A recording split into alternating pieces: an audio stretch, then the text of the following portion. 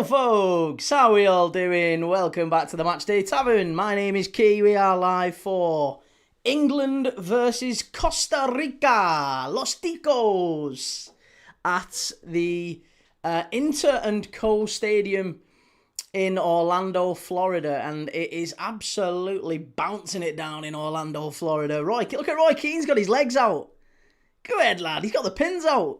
It's absolutely bouncing it down over the storms, and the game is delayed. It's meant to be a 9 o'clock kickoff, and we don't know what time it's going to kick off at this moment in time, but the game is delayed. This is something we're going to have to come to expect during the World Cup, guys and gals. It is going to have to be something we come to expect.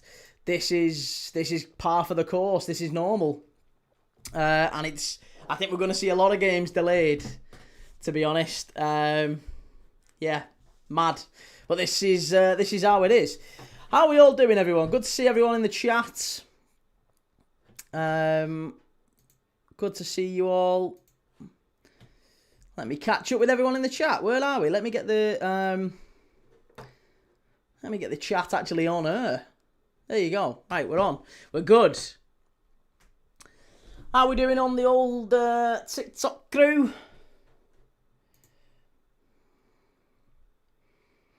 Kicks off at 10 now. Oh, goodness gracious me. Well, look at that. Now it's a 10 o'clock kickoff. Christ, we're going to be here for ages. Sweet baby Jesus and Nazareth. A 10 p.m. kickoff. Well, hey, who says we're not dedicated?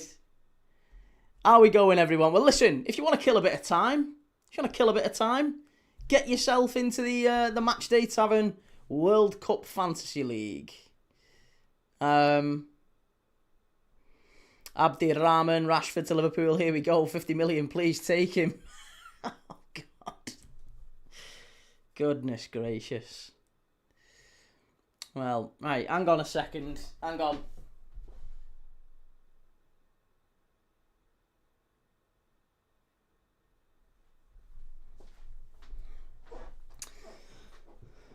BBC website says 10 p.m. now. Honestly, I wouldn't be surprised at all if it gets kicked back even further. Do a quiz. We might do. Maybe we will do a quiz to kill some time. We'll see. But yeah, let's see. First off, obviously, a big shout out to our friends, sponsors, friends of the channel. Oxford Natural and the Optimum Day and Night supplements. Let me just get the old let me just get them up on screen. Hang on a second. There you go. Look at that. How brilliant is that? Yeah, big shout out to Oxford Natural and their Optimum Day and Night supplements, who are continuing to sponsor the Matchday Tavern, not only for tonight's game, but for the rest of the FIFA World Cup. So they'll be with us all the way through to the World Cup final and beyond, maybe. Chances are, if you've not already, you've probably seen them sponsoring us on previous games, but if you've not already, you will, I am sure, have heard or seen the Matchday Tavern. You will have seen or heard Oxford Natural sponsoring the Matchday Tavern. And you may have seen their products before. You may have seen the great results that you're seeing on... I'm sure they're on this side of me. I get this wrong every night. The great results that people are getting using these Optimum Day and Night supplements. People in our space, right? People in the football world, football content creation and things like that. KG, Robbie from AFTV, of course, Michael Owen, Ballon d'Or winner, Michael Owen. And maybe soon, maybe Keith Thomas will get a little before and after picture. Who knows? Obviously, I'm not sitting here saying that I've been using them for months, because I haven't. There is no quick fix with these things. We know that. But as I've been saying for quite some time, I have been trying to make healthier choices. I have been trying to make more positive health choices. And one of these is absolutely, Optimum Day is something that helps you with your food cravings and keeps your energy up throughout the day, just keeps you on track. And then Optimum Night is about making sure you reset properly, allowing your body to rest and recover properly, because that's incredibly important, especially with the World Cup late kickoffs. making sure that you wind down properly. So if you are looking to sort your health out, if you're looking into this sort of thing and you'd like some maybe supplements to help you along the way, then go and check out Oxford Natural. Can't recommend them enough. Very, very nice guys, know their stuff, and you can see they're getting great results, which I think is mega important too for everyone. So if you do want to go and check that out, please do click the link in the description. You can scan the QR code. You can get 70% off your first order with code KEY70. And again, a big, big thank you to Oxford Natural for sponsoring the live. It's a very long live tonight, isn't it? And with that said, let's get stuck into today's game. A big, big thank you again, and a big thank you to you guys for your patience while we give the old sponsor message. Ollie, how's it going? What World Cup games are you doing this week? What World Cup games are you doing this week? I am doing, tomorrow I'm doing Mexico v South Africa, and then I'm doing South Korea, Czech Republic at 3 a.m. Shell, I bought a walking pad today, Key. Good fun. I've been thinking of getting one for under the desk here, but the problem is, I think you'd hear it. I think you'd just hear a constant... Saying that, you hear the creaky floorboards, don't you, at the minute, so it might be better. Abdi Rahman, why not? He's better than Gakpo. Barca is broken, he'll be better than Wirtz. He'll even say Stevie G was his fave growing up. Make it happen. Good lad. Right, hang on a second.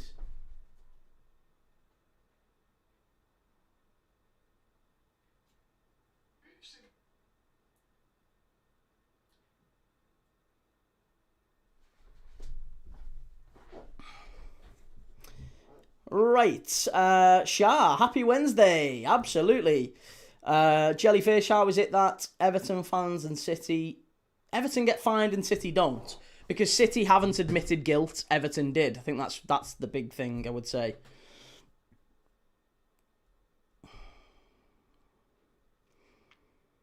Three-star, I'm above you in the Fantasy World League and a ball has not even been kicked. Well, is that because you've got a numerical name, I'm guessing? Try and put your name, whatever your username, whatever your team name is, make that the same so we actually know who it is. Because I imagine if you make a team name and it's a funny team name, make sure you've picked a team name that we all know who everyone is. But yeah, if you want to join the Matchday Tavern Fantasy League, FIFA World Cup Fantasy League, you can do so. The link is in the description.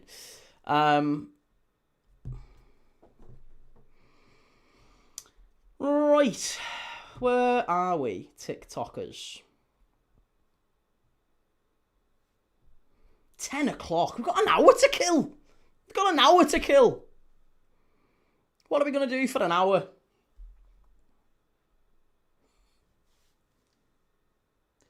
Tell you what we could do. Should we do a prediction? I was going to do this. Should we do a prediction? We can do a prediction league of some sort.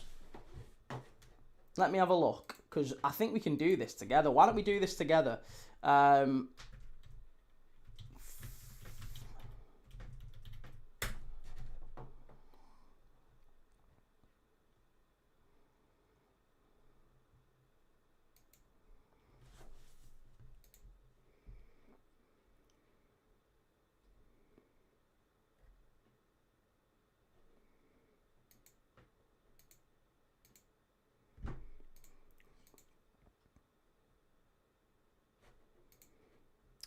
Right, hang on. Do you know what we could do? Right, got you. Okay. I'll tell you what we're gonna do. I'm gonna do a let me see if I can get my screen up. Let me see if I can get my screen up and we can maybe do a prediction. To kill some time, we will predict the entire World Cup.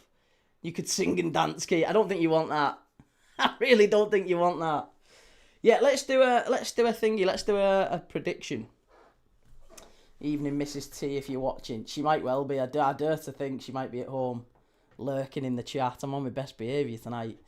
Right. How can I create... We want a new window, don't we? Let's get a new window and let's see if I can get browser. Right. Oh no, display capture. We want display capture, don't we? Select the display to capture. Perfect. Right, capture method. Automatic, I guess. Okay. Right, where is that? Where is it? And now it's not even showing up. That's ridiculous. We don't want display capture. Hang on. Let me see if I can figure it out. Automatic.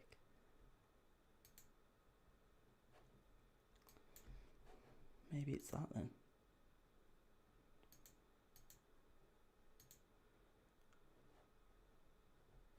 That's so weird. I can't even do it. That's well annoying. Right, let's try... What if we put a browser in? I'm just going to do a browser. Let's see if we can do a browser window. Remove that, because we don't need that. That's stupid. Stupid-oopid. Right, browser. New.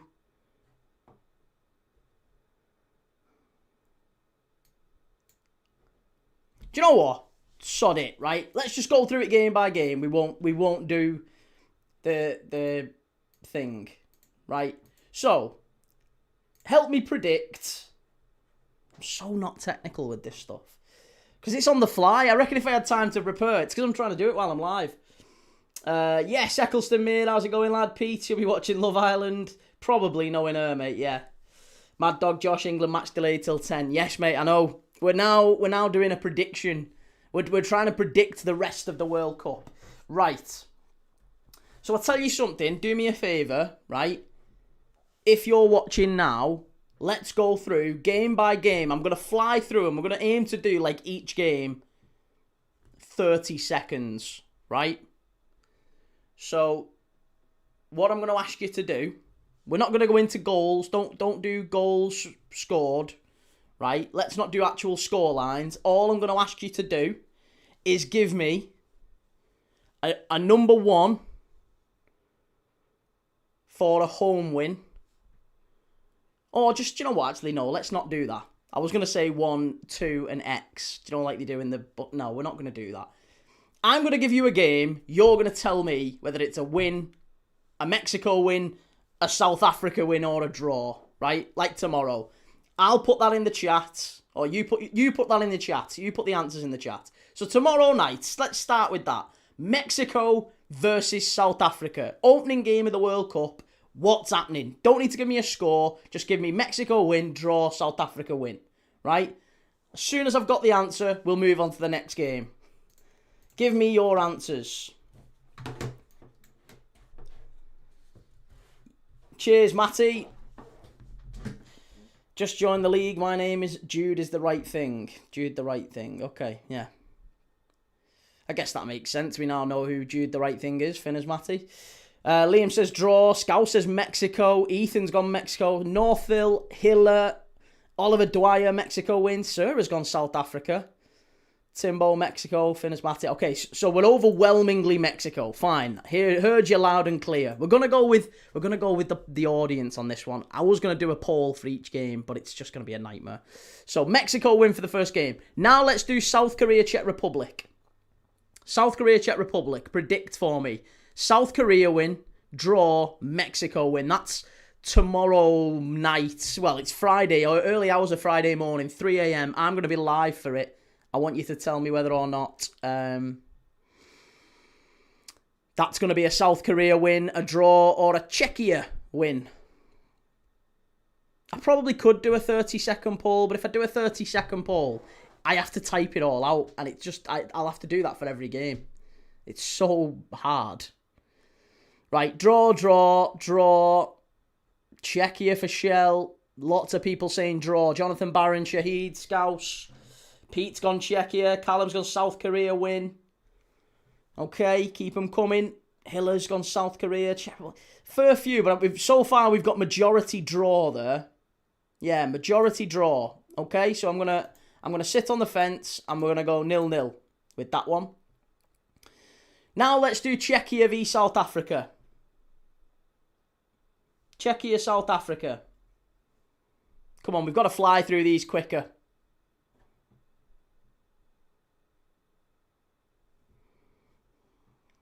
Czech Republic versus South Africa. We're predicting the entire World Cup, which is an awful lot of games we've got to get through. Draw, says Pete. Jellyfish has gone Czechia. Timbo says Key's going to be my soundtrack to getting ready for work for the next month. Oh, nice. South Africa win, says Liam. Jonathan. Both gone South Africa. Matty's gone South Africa. Czech. Timbo's gone Czech. Scouse, Czech. Hey, there's quite a few gone South Africa there. Ooh, I'd say we're neck and neck with Czech Republic, South Africa. 3-star Czech. We've got what? 1, 2, 3, 4. Actually, I don't know, you know. 2, 3, 4, 5. I think it might be South Africa just about pinching it there. Okay, we're going to go South Africa to win that one. Fair enough. Mexico, South Korea. Czechian win. Yes, Kim. Nandraj, why is the match not playing? There's a storm. There's storms going on in Orlando, Florida. Yeah, probably go draw. Actually, yeah, go on, we will. That's fair, actually. We'll go draw on that one, because it is quite split. Mexico, South Korea. If it's quite split and we can't decide, I will just put it as a draw. That is fair, isn't it? Mexico win. Mexico. Korea, says Shell. 3-1. 4-1. 5-1. 6-1. Yeah, it's Mexico. Mexico wins that one. Okay.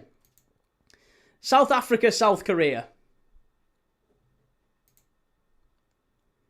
South Africa, South Korea. And then we'll see exactly what that group finishes up like and who they might face in the knockouts.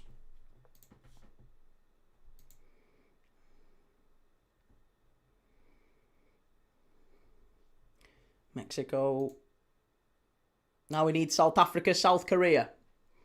South Africa, South Korea. Key is many things, but he is a firm man. South Africa, South Korea. South Korea. Draws, Timbo. South Korea. South Korea dominating that one so far.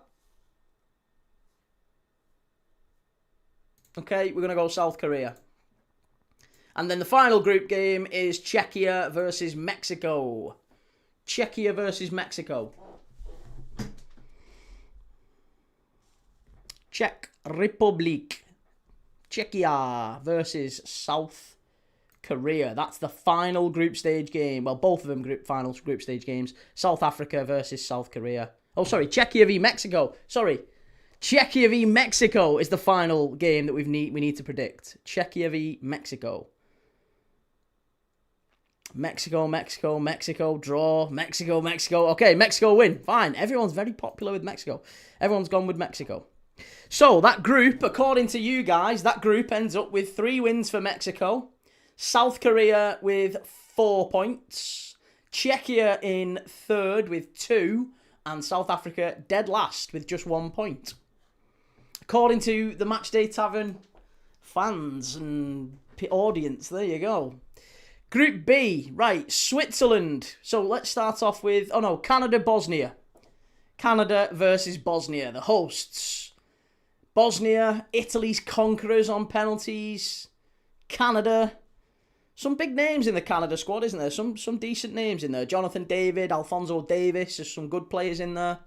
Can the hosts, or one of the hosts, squeeze past? So, Canada versus Bosnia. What are we saying? Canada. Draw. Bosnia, says Timbo. 2 more for Canada. 3 more for Canada. Okay, we'll go Canada. Fine. I hear you. Loud and clear. Qatar versus Switzerland. Or Qatar, are we calling it? Is it Qatar? Qatar versus Switzerland. Swiss are very unhappy, aren't they? There's lots of venomous snakes around the edge of their camp. So, give me your prediction. Is it going to be Qatar or Switzerland or draw for that game? Qatar, draw, or Switzerland?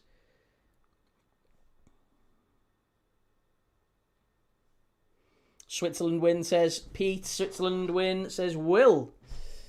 What are we saying, folks? Qatar, Al Shamari. Jelly's gone Swiss. Serda's Swiss. Scouse. Matty. Yeah, Swiss is dominating. Timbo, I hate to be a killjoy, but I think Canada will flop, personally. You are a bit of a killjoy, aren't you, mate, to be honest? Switzerland with the win there. Okay, Switzerland v Bosnia next. Switzerland versus Bosnia. Qatar goal fisting coming. So annoying, the kickoff's been delayed. I know, mate, I know. But listen, this is something we're going to have to get used to at this World Cup. We saw it last year with the FIFA Club World Cup. It happens. This is what happens. When is it going to end, Robbie? Exactly. Bosnia, draw. Switzerland.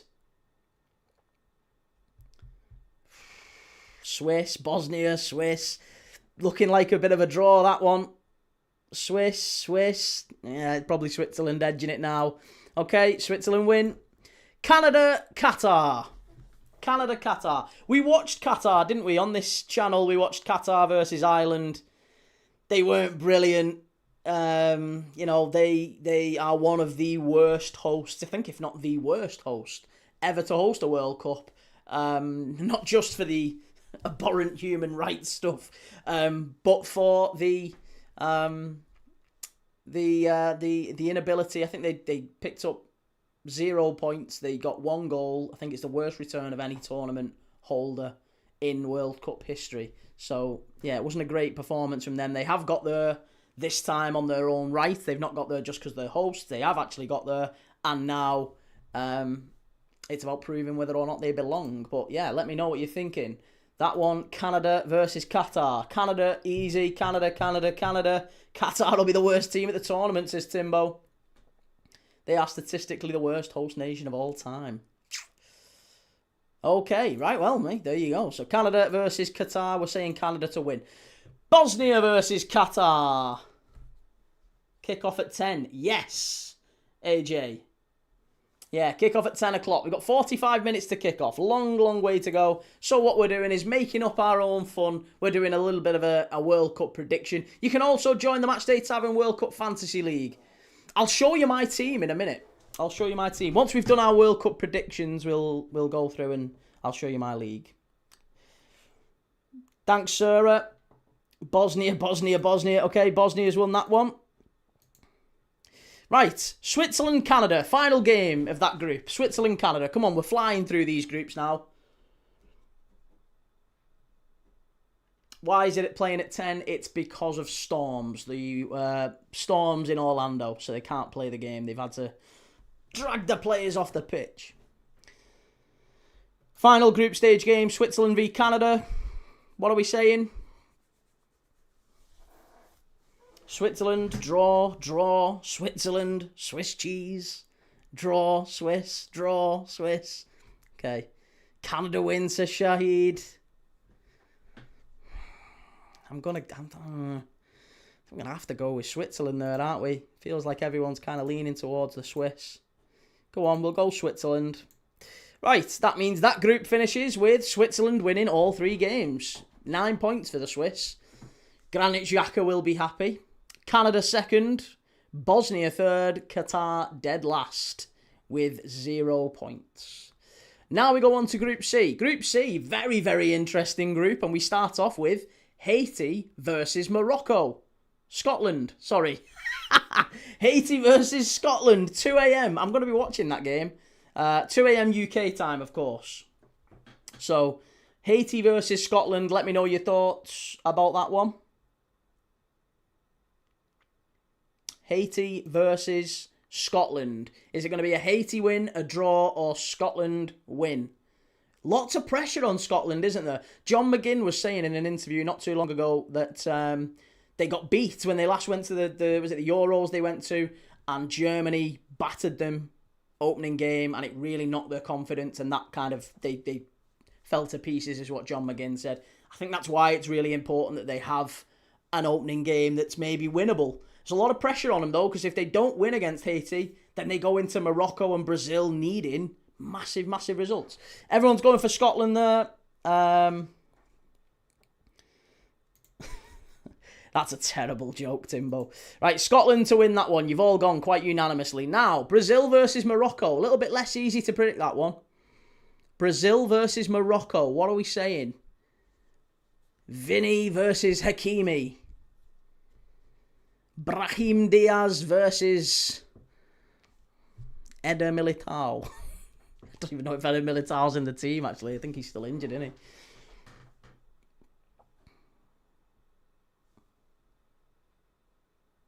Right, come on, what are we saying? Brazil, Brazil, Brazil, draw, Brazil, draw. Most people going with Brazil. Brazil win. Okay, loud and clear. Brazil win it is. Right, Scotland versus Morocco then. Scotland versus Morocco. I remember Scotland playing Morocco in France 98. If I remember correctly, France's group in 1998 was Scotland, Morocco, Norway, Brazil. I remember that. They got knocked out. They got beat by Brazil 2-1.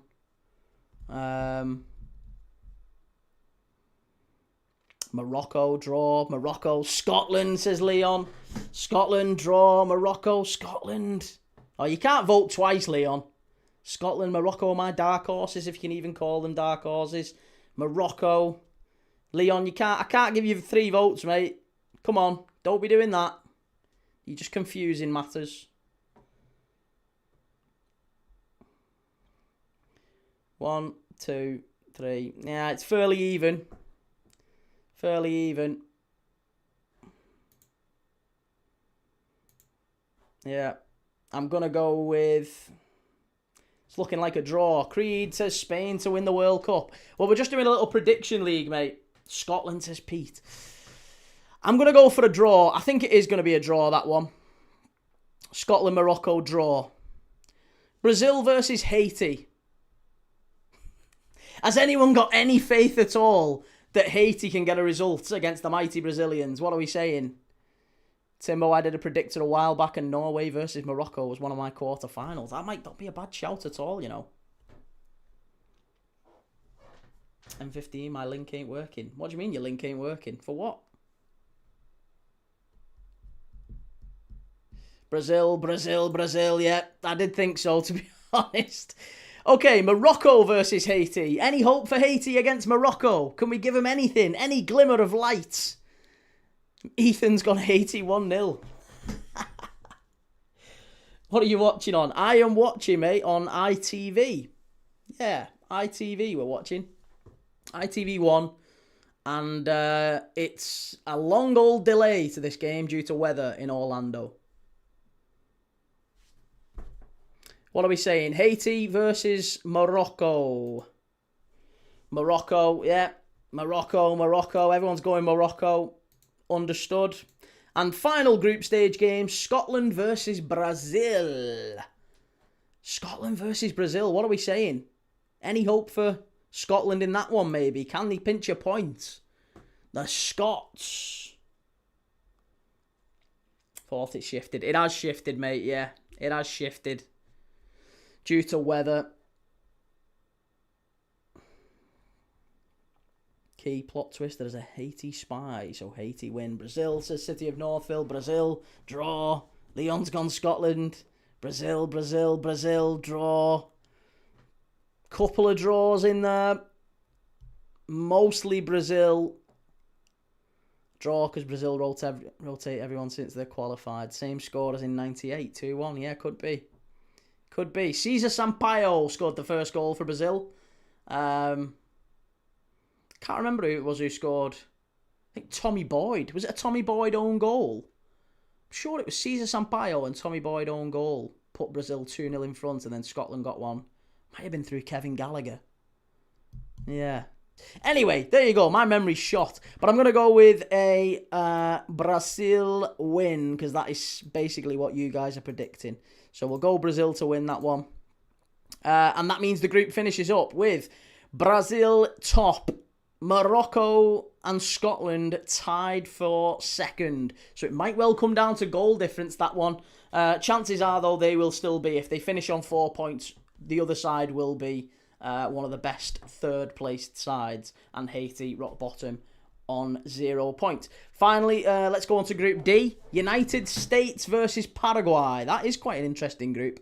United States, Turkey, Australia, Paraguay. It feels like that one's quite open. Not sure who would like lead that one. You would guess United States, but Turkey too could be a really interesting one. Can't rule out Paraguay with Almiron, Diego Gomez, some real quality in there as well. Aldrete of Sunderland at the back.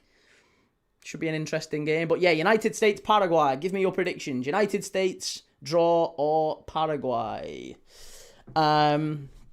USA says Shell, Matty, Liam, Northville's gone draw, Creed, Hiller's gone draw, Paraguay says Sarah. Shahid USA, that's really hard to call, I think Paraguay frustrate them to a draw. Paraguay, do you know what the thing is? I feel like we all underplay just how important the heat will be. And Paraguay, being a South American team, accustomed to playing in this heat, I think they'll thrive, I think the South Americans will thrive in this tournament in a way that maybe, you look at the picture that came out of Declan Rice today. Declan Rice looked sunburnt to hell, didn't he? Yes, Andy's gone USA. United States, Paraguay have a Portsmouth player, so obviously let's not give Paraguay any chance. Right, it looks like everyone's going USA for that one. We'll sneak a USA win. Australia versus Turkey. Turkey. Australia versus Turkey. There's not too many names in that Australia squad that you might look at and think good quality in there. Nestori Irankunda of Watford is one to watch. Harry Sutar, maybe another one. But yeah, Turkey with Arda Güler, Çalhanoğlu, some real talent in that side. Timbo, I agree, Key. The South American and African teams will thrive. Matty's gone Turkey. Shell and Andy's gone Australia. Liam and City of Northville, Turkey. Sarah's gone Australia as well. Draw, Turkey. Honestly, you've got an awful lot of faith in Australia. But yes, I agree. Ethan makes a great point. Mohamed Toure up front for Australia is absolutely sensational. Watched him with Norwich this season. He's been incredible. One to watch. He's only 22 and he's already started banging him in for Norwich since he arrived from the Danish Superliga. Definitely one to watch for next year.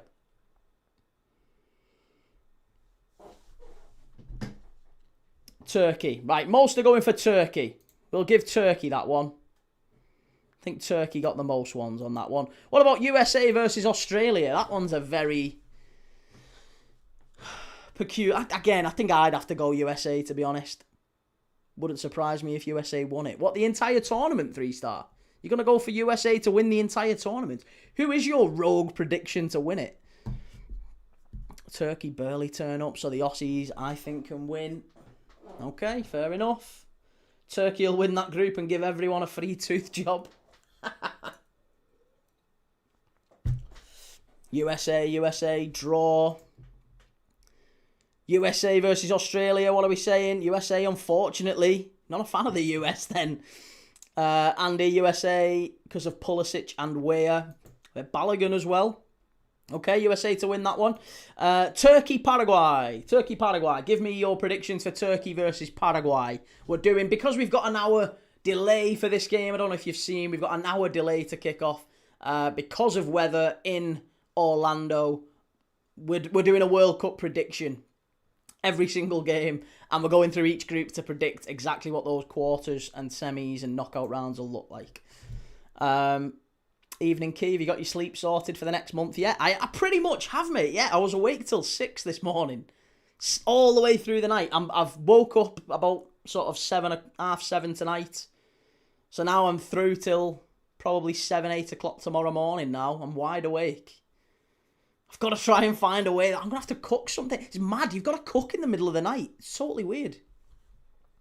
Got some steak. I'm going to make some little steaks through the night. Yes, Christian. How's it going, mate? What are we saying? Paraguay, Turkey. Draw 1-1. Okay. Fair enough. We'll go with a draw. That's fair enough. Paraguay, Australia. Any hope at all for Australia there? I didn't realise it was so long. Delayed for 1 hour. I've got 2 quizzes then.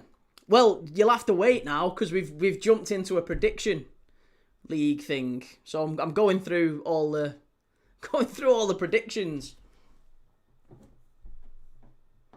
Cooking with Key Thomas at 2 a.m. It genuinely will be. I'll be doing some. Maybe I do some like nighttime lives. I smell cooking streams, Key. BLK Hammer, hey bro, looking forward to watching all the World Cup games with you. Why not watch the Portugal v Nigeria game until the England game starts? Hey, that's a good point. I don't know. I haven't really got an answer for you there, mate. It's because we've started this game now, this prediction thing. I want to kind of see it through. So, Paraguay. Most people going for Paraguay. Aussie, says Ethan, Andy. Paraguay, Matty. Okay, Paraguay it is. Turkey, United States. Final group stage game. Turkey versus United States. Give me a prediction. Arab Joe says Nigeria 1-1. Final group stage game. Turkey, United States. What are we saying? Or order takeaways and review them. Jesus Christ, are you trying to shift the weight, not put more on? What's your favourite midnight snack? Mine is pancakes. I mean, it's not really a midnight snack. I'm actually having like me tea. I feel like I'm having me tea at like 1, 2 a.m. in the morning to try and get me circadian rhythm on the right level. Turkey, United States, what are we saying? USA win. Turkey. USA. Turkey. Draw. That one. Do you know what? Oh, Hill has gone another Turkey one there. We've got 3 USAs, 4 USAs, 5 USAs, 6 USAs, 2 Turkeys. Right, fine. We're going to go USA win that one. USA win, which means the final group stage results look like this. United States top, Turkey second, Paraguay third, Australia dead last with 0 points. Now we move on to Group E. Germany versus Curaçao. I'm not even gonna ask you that question. Germany versus Curaçao. I think we're all going Germany win, aren't we? Let's start skipping through these. Germany, Curaçao. Right, Ivory Coast versus Ecuador. Give me Ivory Coast versus Ecuador. What are we saying? Oh, God, Welsh. I've just said that comment. Cheers, Julius. Yeah, do it, man. Creed, best midnight snack is a large mixed kebab. Good grief. Take a lot to change the body clock and eating food in the night. Good on you, though, Key. Suffer for your art. You've got to do it. You've got to. It's the only way. It's the only way that's been sort of found to shift. Like if as soon as you eat, it tells your body you need to stay awake. Ivory Coast, Ecuador, Ivory Coast, Ecuador, Ivory Coast, Ecuador. Nobody can make their mind up here. Draw. I'm just going to go draw. That one's a draw, that one. We're calling it early. Ecuador, Curaçao. Come on, we're flying through these groups now. Ecuador v Curaçao. We've got to rattle through them quick. Ecuador v Curaçao. Lots of people's dark horse for this tournament. Ecuador. One of the best defences around. Hincapié, Pacho, Ordonez, Estupinan. Caicedo sat in front of him. Kendry Paez up the top end. Ecuador. Fine. Ecuador it is. Nobody giving Curaçao any chance. Germany, Ivory Coast. Looking forward to that one. The Liverpool derby. Florian Wirtz versus Jan Diamand.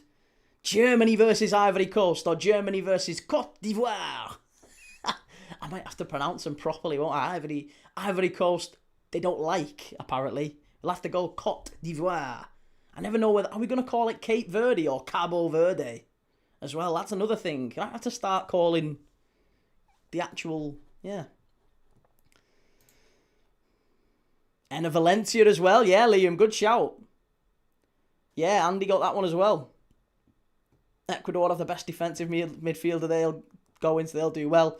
Germany. No one's backing anyone but Germans there. Okay. Ecuador v Germany then. We move on to Ecuador versus Germany. Give me the next one.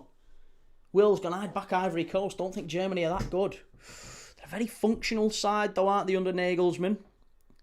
Efficient. German efficiency. Speaking of German efficiency, here's Thomas Tuchel. Cape Verde, yeah. Right, final one. Come on. Germany versus Ecuador. Ecuador versus Germany. Ecuador win, draw, Germany win. What are we saying? Ecuador v Germany. We've rattled through this one really well. Germany, Ecuador. No Woody Shahid. Germany, Ecuador. Most people got... Do you know, it's a bit of a mixed bag. Jelly's gone Ecuador. Tell you what we're going to do. We're going to go draw. We're going to call a draw for that one. Curaçao v Ivory Coast. Curaçao, Ivory Coast. Anyone giving Ivory Coast anything other than a win there? Can Curaçao do it? There's not an awful lot of, actual talent. Tahith Chong is maybe the only Curaçao talent that we might recognise, I guess. Even Cuco Martinez not in the squad anymore, I don't believe. Ivory Coast says Shell. Yep, Sarah's gone Ivory Coast. Ethan's gone Curaçao. Timbo, fuck it, Curaçao. Ivory Coast, draw. Right, fine. Ivory Coast it is. Okay, so that group finishes up, according to you, according to us. Germany top, Ecuador second with 5 points. Ivory Coast is third with 4. So again, that should be good enough for one of the best third place sides. Curaçao is in dead last with 0. Now we move on to Group F. Netherlands, Japan, Sweden, Tunisia. Again, some real rogue teams in there that, could throw a few spanners in the works.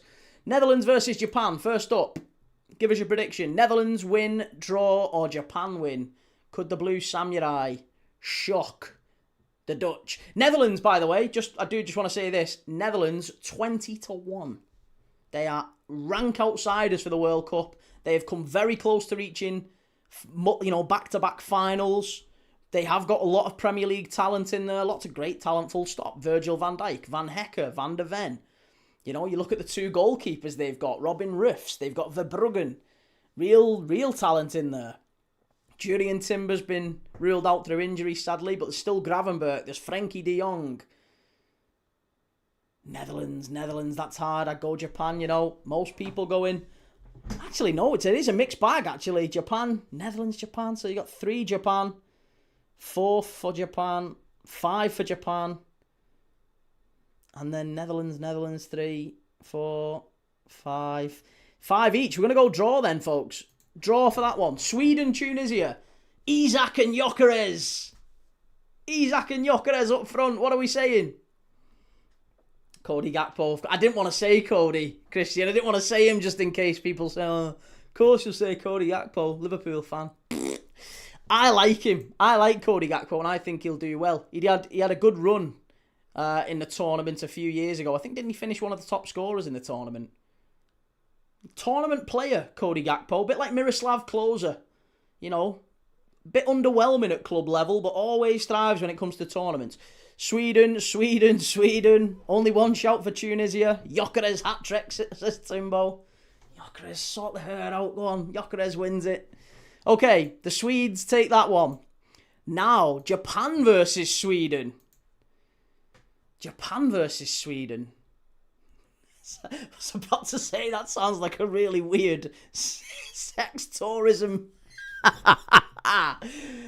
Trip to Japan. This is on the sex tourism blog again. We're back in Amsterdam, then we're straight off to Sweden and Japan. Oh, good grief. Sweden have been playing shite. Timbo's gone Japan. Frimpong's Dutch too, isn't he? He is Dutch, but he's not in the squad. Frimpong wasn't called up, again, mainly because of injuries this season. Most people go in Japan in that one. The only worry I have with Japan in this weather, because of the weather, it's going to be really difficult for them to play their normal game, which usually is high pressing, high intensity, cover lots of ground. Japan is not it is quite a hot country, Japan, but I'm not sure if they'll be able to deal with the climate quite as well as other teams, and play their normal game. But we are going to go with Japan to win that one. Tunisia versus the Netherlands. Again, we'll rush through that one. I don't think anyone gives Tunisia a chance. What about Tunisia, Japan? Is the better there? We'll give Netherlands the win in Tunisia, Netherlands. What about Tunisia, Japan? Give me Tunisia, Japan. Draw Tunisia or Japan. What are we saying? Japan isn't hot. What are you talking about? Japan was boiling hot in the 2002 World Cup. Absolutely sweltering hot. Depends where you go.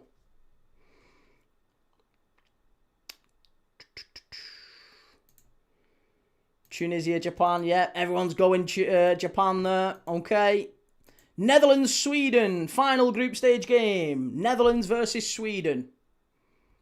What are we saying, everyone? Give us Netherlands versus Sweden. Final group stage game in that one. Who are we saying? Gyökeres, Isak versus Memphis Depay, Gakpo, Crescencio, Somerville.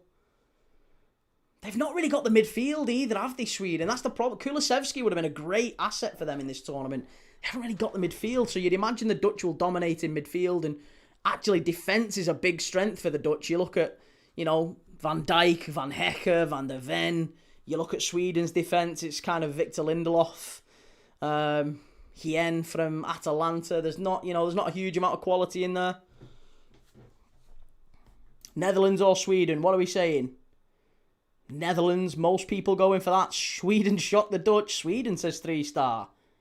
Actually, okay. Feels like there is a little bit of a collection building for the Swedes. We'll go for a draw in that one then. Netherlands, Sweden, draw. So that means the group finishes up as Japan, group winners, 7 points. Netherlands second on 5. Sweden third on 4 points. And Tunisia would be fourth on 0. Group G, we've got... How many more groups have we got? Fucking hell, we're going to have to fly through these groups. Right, we really are going to have to fly through these groups now. So we're on to Group G. Belgium, Iran, Egypt, New Zealand. Belgium, Egypt. Come on. Belgium, Egypt. I want fast answers. Belgium versus Egypt.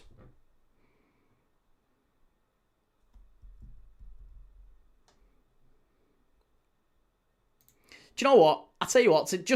Let's get through to the knockout stages, right? Let's get through to the knockout stages. Belgium, Iran, Egypt, New Zealand. Let's speed this process up. Give me your 2 teams to go through in that one, in that group. In fact, give me your top 3. Give me your top 3 in that group. Belgium, Iran, Egypt. Give me your top 3 in order. Who goes through in that group? 1, 2, and 3. Belgium, Iran, Egypt, New Zealand.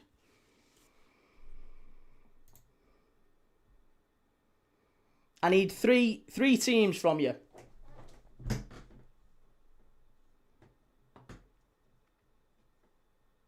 Egypt third. Belgium, Egypt, Iran. No one gives any hope to New Zealand.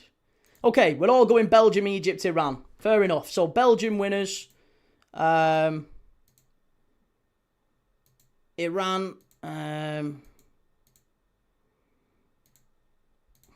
New Zealand out in the group stage. Fair enough. Right. Belgium, Iran, Egypt through. Right. Group H. Spain, Uruguay, Saudi Arabia, Cape Verde. I think, are we going to go that order? Let's be honest, that group doesn't change, does it? No one's backing Cape Verde to get through, are they? Saudi Arabia, maybe third place. What are we saying? Spain, Uruguay, Saudi Arabia? Is that fair? I'm going to take it upon myself and do that one. Because we need to get through to the knockout stage. We've only got 20 minutes to kick off, so we're going to have to rush through them. Right, so Spain, Uruguay, Saudi Arabia, Cape Verde. Yeah, perfect. Group I, France, Senegal, Norway, Iraq. Is it those 3? It's those 3 again, isn't it? France, Senegal, Norway, Iraq. No one gives Iraq any hope, do they? Does anyone give Iraq any hope against Norway, Senegal, or France in one-off games? I don't think so. So we'll go with that, and let's get through to the knockout stages. And then the final game... Oh, sorry, no. Argentina, Austria, Algeria, Jordan. Right, come on. Austria... Oh, this one we'll put to the test, because Jordan could be a rogue shout for Austria, maybe. I imagine it'll be Argentina, Algeria. Austria, Jordan. I'm not sure. Give me your answers in the chat. Which 3 teams are going through out of Group J? Argentina, Austria, Algeria, Jordan.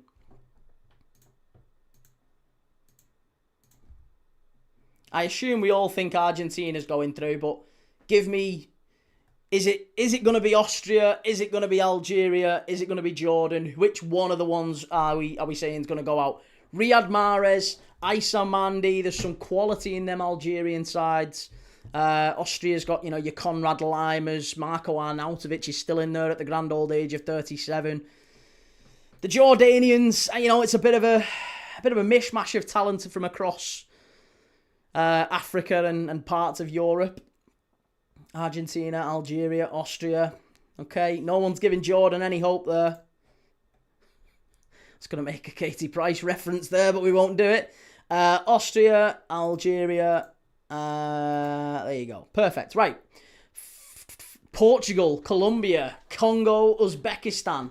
Does anybody give Uzbekistan's, Kusanov, Abdul Kadir Kusanov of Manchester City and the Uzbekistanis, does anybody give them any hope at all? Portugal, Colombia, Congo, Uzbekistan.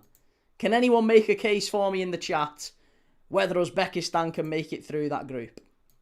Congo have got some real talent, whether it be Noah Siddiqui from Sunderland in midfield, Wan-Bissaka at the back, Cedric Bakambu up front.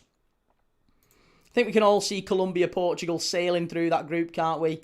The big question mark is whether or not Uzbekistan could maybe pull off a shock against Congo, maybe even pinch a point against Colombia or Portugal themselves.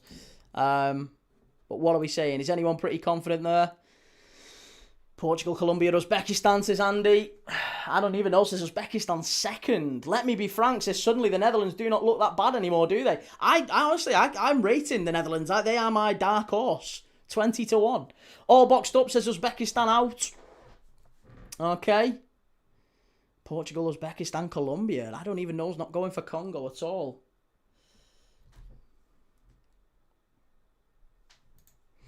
Okay.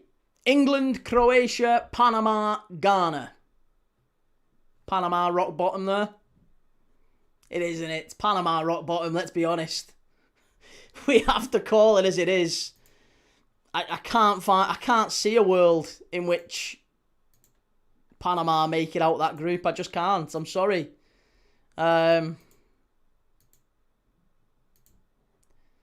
So England, Croatia, Ghana. Right. Continue to knockouts. Right, based on all of that, here are the knockouts. Germany versus Paraguay. Germany versus Paraguay, first knockout game. Germany versus Paraguay, first knockout game. Who's going through? Come on, we've got 15 minutes to decide the winner of the World Cup. Germany, Paraguay. Who's through? It's got to be Germany, right? Germany. Of course it is. France versus Sweden. Any hope at all for the Swedes? Can we give any hope at all for the Swedes? Germany on pens. Germany. France v Sweden. Next up. France, says Dylan. I am Kroot's gone France as well. France versus Sweden. We've just done our predictions for the entire group stage and it's left us with Germany, Paraguay. You've all predicted Germany go through. France versus Sweden next up. Everyone's going France except for I don't even know which has gone for Sweden. Sweden, dark horses. I like Gyökeres and Isak up front, but I think the defence is a real problem for them. And I think that defence versus Dembele, Elise, Mbappe, Cherki, it's a lot to ask them to make it through. So I'm going to go for France in that one. Which gives us a hell of a round of 16 game. Germany, France, wow. Let's go, hang on. South Korea versus Canada. South Korea versus the hosts. Canada. South Korea versus the hosts, Canada. What are we saying?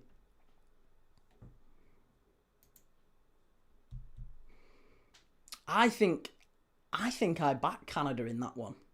I think the hosts go far. I like South Korea a lot, and I think South Korea probably have the better players man for man, but I just think Canada have got it. I always favour the host. I always feel like the hosts can do something. Canada, South Korea probably. We've got 2-3 for South Korea. Tough. Real tough, that one. Canada, says Julia. Shell, Jellyfish, Andy, Ethan. Yeah, we're going to go Canada. Sorry, folks. We're going to go Canada in that one. Japan versus Morocco. Two of the dark horses from earlier from in the chat. Timbo was saying Japan and Morocco. Two of his dark horses, if you can call them that. Japan versus Morocco. What are we saying? Japan, Morocco. I fancy Morocco in that. Again, just leaning heavily on the heat. I feel like it will be Morocco just about. Yeah, Will, I'd go Morocco just. Me too, mate. I think it is going to be Morocco just about in that one. What are we saying, folks? Japan, Morocco. Brendan, hi, Key. Is this game happening? It is, mate, but it's only happening at 10 o'clock. So because of the weather, there's been an hour delay on kickoff. So we've been occupying ourselves with a little prediction league. Morocco. Couple of shouts for Japan. Most people going for... Oh, actually, you know what? Japan. Okay, fair enough. We are going for Japan. People saying Japan. It's looking like Japan over Morocco. People favouring the Japanese. Right. Japan to win. Colombia versus Croatia. Skelly, when's the England match on? 10 o'clock, mate. 10 o'clock kickoff. Colombia versus Croatia. All boxed up says heat, so Japan doesn't have heat or humidity. No, they do. They do. But the way that Japan plays relies heavily on pressing and intensity. And I think the heat might be so unbearable this year that they might not be able to play their usual game. They might have to be a bit more adaptable. Morocco don't really rely on that as much. They tend to control the game a little bit more.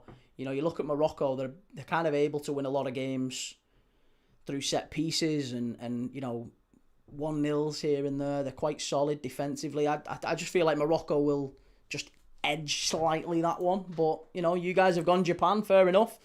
Croatia, Colombia. Most people go in Croatia. Andy's gone Colombia. All boxed up Colombia. Hiller, Colombia. Ethan, Colombia. We've got 1, 2. It's tight, that one. I think we've basically level pegging. We're level for Croatia, Colombia. What would I say for Colombia? Skelly's gone Croatia, Will's gone Colombia. Remember, they've got Lucho. They do have Lucho Diaz, of course, but Croatia have got a fair few talented players as well. They've still got Modric in there. Kovacic, they've got some talent in midfield. Have you used the time to do the Salah tribute stream you promised? Not quite, mate. No, not quite. I'd go Colombia. Croatia are aging. Diaz against that old defence. And again, the South American factor, the heat. I am going to go Colombia. I'm going to put Colombia through there. Spain versus Austria. No time on that one. Straight through for Spain, right? We're just going to put Spain through. United States v Ivory Coast. What are we saying? United States v Ivory Coast. Who would win in that one?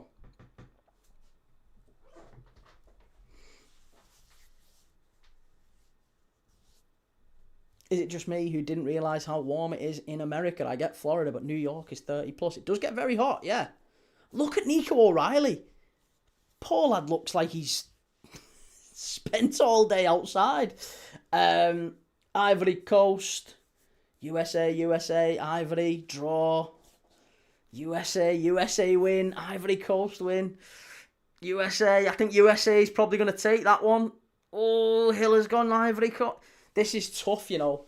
Ivory Coast or USA. Poch hasn't done great at USA.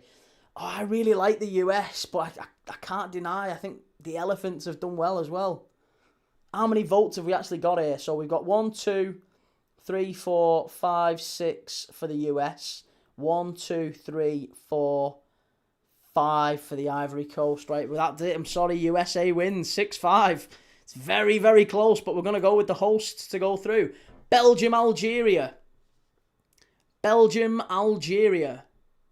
Any thoughts on Belgium, Algeria? Kevin, loving Ecuador. Belgium, Algeria. Come on. What are we saying for Belgium, Algeria? Can the Belgians do it?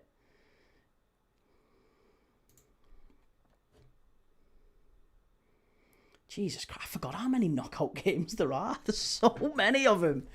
There's so many. Belgium, Algeria. Belgium. Fine. Belgium are going through. We have to make some quick decisions now. Brazil, Netherlands. Brazil versus the Netherlands. That one's a tough one. Brazil versus Netherlands. Give me Brazil versus Netherlands. What are we saying? What are we predicting? We are predicting the rest of this World Cup. We've gone through to the knockout stages, and Brazil versus Netherlands, based off what we picked in the group stages, Brazil versus Netherlands is one of the first knockout games. Brazil. Okay, the Dutch are going out. I don't agree with you, but the Dutch are going out. Ecuador versus Norway. We've got to make some snappy decisions here. Come on. Ecuador versus Norway. Haaland. Caicedo. Hincapié. Odegaard. Pacho. Ostigard.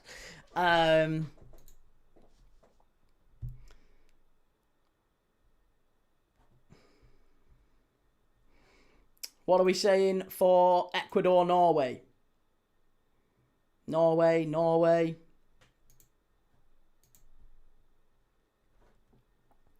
Ecuador. Noosa as well, yeah. 2 for Norway, 3 for Norway, 4 for Norway, 1, 2, 3, 4 for Ecuador. 4 each. Come on, give me Ecuador. Fair enough, everyone's going Ecuador over here. That means Norway's out. Right. Mexico v Scotland. Can the Scots make it through against the hosts? Mexico, Scotland. What are we saying? Mexico, Scotland. Mexico, says I am Crute. What are we saying, chat? Give me Mexico v Scotland. Got to make some fast decisions. Scotland, says Pete. I think I'd be leaning towards the Scots here, but again, you know, the host factor, the heat. It's their pitches. It's going to be in the Azteca, I think. Mexico. Julius has gone Scotland. Andy's gone Scotland. Shell's gone Scotland. Sarah, City of Northville's gone Scotland. The Jock, says Brendan. It's about level. It's about even. Scotland, says Dylan. Oh. Right, go on. We'll go. I don't want to do it. Might need a coin. I might need a flip of a coin here. Mexico, says Mike. I think Mexico's winning it. JMWS has gone Mexico as well. It's going to have to be the host. Sorry. The Jocks are out, according to us. England versus Senegal. Oh, Jesus Christ. I can't believe how many we've actually got left to do. England, Senegal. Do you know what? We're going to do England. Game called off? No, it's not. Don't be telling porky pies. England versus Senegal. No, the game's nearly underway. England versus Senegal, we're going to go England, right? Argentina, Uruguay. It's got to be the Argies. Turkey versus Iran. Turkey. I'm taking charge of these last few. Switzerland versus Egypt. Do you know what? I'm going to go with... just because Brendan's in the chat and he'll cry if I don't put Mo Salah through. I am going to go with the Egyptians in that one. I do think Granit Xhaka and Switzerland have got some real talent, but... I think Egypt. I'm going to go with Egypt in the end. So Egypt go through, and then Portugal versus Ghana. Right. Now let's move on to the next ones. Quick, because we've only got 5 minutes to kick off. Right, 5 minutes to kick off. Germany, France. These are some great games coming up in the round of 16. Germany, France. Any hope at all for the Germans? Germany, France. Yes, Rasta. Love to you, mate. Germany, France. France. Right, France are through. Canada v Japan. Don't think anyone's going the Canadians there, are they? Everyone's going Japan. Colombia, Spain. I think we're going to stick with Lamine Yamal. USA v Belgium. USA v Belgium. We've only got 4 minutes to kick off. We've got to fly through them. USA, Belgium. USA, I feel a USA upset. I agree with you. I feel USA. I want to see what the chat are saying on YouTube. USA and Belgium. What are we saying? Belgium, USA. I'm going to go with USA. I'm overriding you. There's too many. It could be a draw, but I'm going to stick with USA. Brazil, Ecuador. I think we've got to go with Carlo Ancelotti's army, haven't we? England, Mexico. That one would be at the Azteca. That would be incredible. England to beat Mexico, I'm sure. Argentina, Turkey. It's got to be Argentina. And then Egypt v Portugal. Or Switzerland v Portugal. Even if we had put the Swiss through in that one, it would be Switzerland v Portugal, which means it's going to be Portugal through. That means the quarterfinals, as we've predicted here in this chat, we've gone with the quarterfinals. This is what we're saying they're going to be. France versus Japan. Nobody giving the Blue Samurai any hope against Allez les Bleus. It's got to be the French, hasn't it? Spain versus United States. Can the hosts pull off a shock against Spain? I don't think so. No. Christian Pulisic versus Spain, basically, isn't it? Now, that's not fair. Johnny Cardozo's very good. They have got some great players, the US. Spain versus US. I'm going to go with Spain.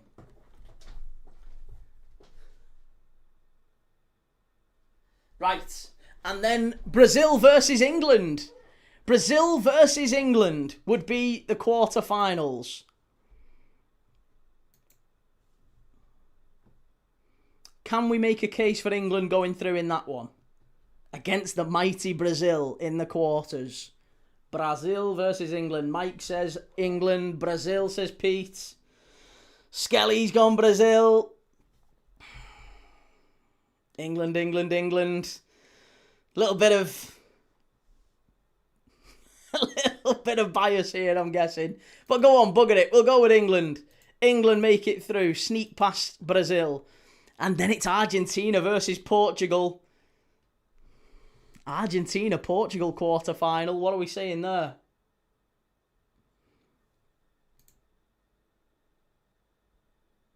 Argentina versus Portugal, folks.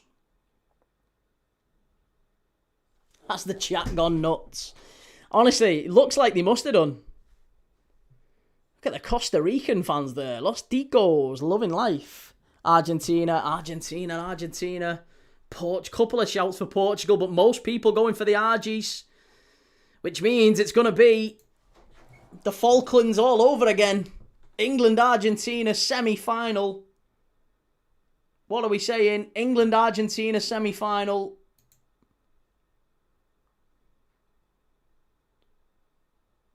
And then France v Spain in the other one. I think I know your answer. I think we all know it's going to be an England-France final. That's what you're telling me, isn't it? You're telling me that it's going to be England versus France in the final. And if it is England versus France in the final, who's your winner? I am Crute. It's going to be an England-Spain final. Repeat of 24 in the Euros. It could be. It's, from what we've predicted here tonight, we've got England-Argentina semis, France-Spain semis. Could go either way, couldn't it? Could really go either way. Egypt to beat Portugal. Yeah, no surprise. Oh, Brendan's backed Mo Salah there. France, England final. Go on. England take it home. And Spain to beat the Argies in the third place playoff. Look at that. Look at that. England to win it, according to us lot. No bias there at all. None whatsoever. We completely and utterly nailed it. Good work, everyone. Well done.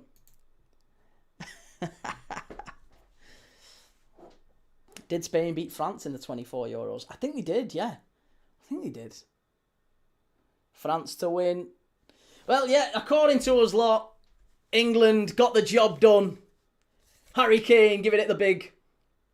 Yay! Harry Kane lifting the World Cup trophy. That's what we're going to be seeing in just a few months' time. Months. Not going to be months. July the 19th. July the 19th. 8 p.m. kickoff. The World Cup final. Completely balanced. Oh, totally.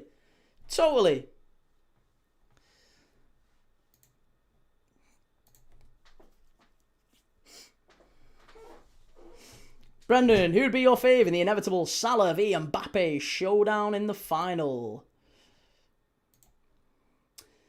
Probably Salah, yeah. Probably Salah, mate, just about.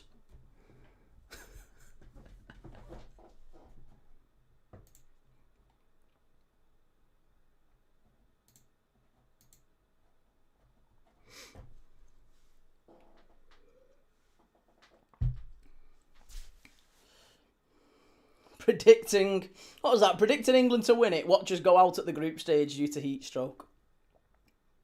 Yeah. Right, well, there you go. There's the lineups. The lineups are on screen right now. Jordan Pickford, Reece James, Ezri Konsa, John Stones, Nico O'Reilly at the back, Declan Rice, Elliot Anderson midfield, Jude Bellingham in the 10, Madueke Gordon either side of Harry Kane. Should be a really, really good England side. I need over 1.5 goals tonight. Ian, no one will be kissing that trophy after Kane has. I didn't like that game. My teams got knocked out. To be honest, mate, I'm sorry. I had to rush through it in the end because we didn't have a lot of time. Ben, who's got the strongest starting 11 lineup at the World Cup, Key? I think you'd have to say France, right? Seismic Clay says, I'm not English, but I do think England has the most balanced team at the World Cup. Do you know what? It's probably not a terrible show. I think you're probably right. In many ways, England do have a very balanced side. And Thomas Tuchel's done well with that. He's left a lot of players out that many thought would go. And I think he's done quite well, actually, Thomas Tuchel, to pick a side that is so balanced, and it is. But I do still have my concerns about him. Like I say, I personally wouldn't have wanted him as England manager. But we're off and underway. Here we go. We're off and underway in Orlando at the Inter&Co Stadium. The home of Orlando SC. The former team of Kaká, lest we forget. You remember Kaká came and played at this stadium?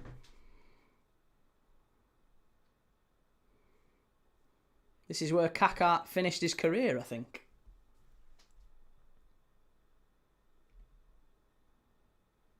Big Will, there's not a single Costa Rican player that plays in a top 3 European league.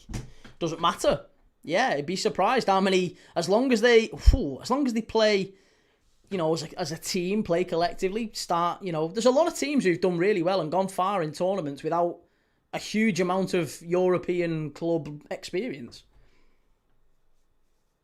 Griezmann's actually going to Orlando FC next season. Oh, is he really? I knew he was going to the MLS. I wasn't sure who it was. 3-star Key, is that trophy the prize for the Matchday Tavern Fantasy World Cup League? You can have it if you want. Yeah, you can have it. I tell you what, I'll give you that. You can have it. Whoever wins the Matchday Tavern World Cup Fantasy League, you can have this. With my blessing, I will send it to you if you want it. If you want it, you can have it. You've got to win the Matchday Tavern Fantasy League, which you can do so by clicking the link in the description if you're watching on YT. If you're watching the red channel, you've got to go over there. But if you're watching, you can have this. Yes. If that's what you want, yeah, you can. I'll give it you. If you want some, I'll give it you. Not the most balanced melanin in that hot sun.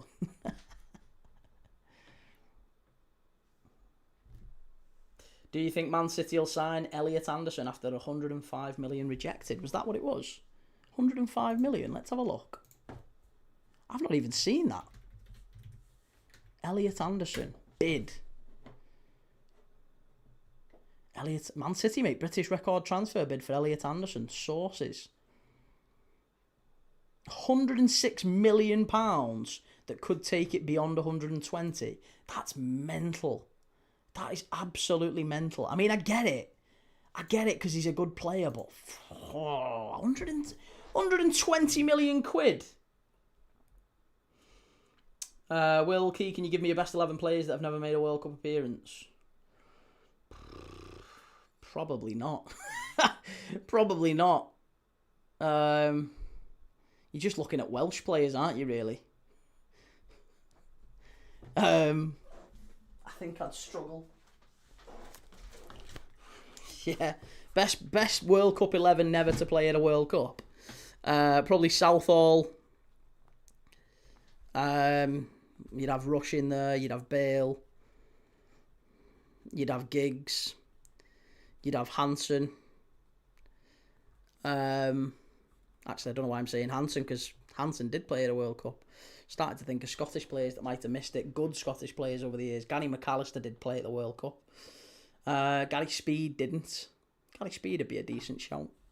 Idago Johnson would be a decent shout. George Weah, probably, as well.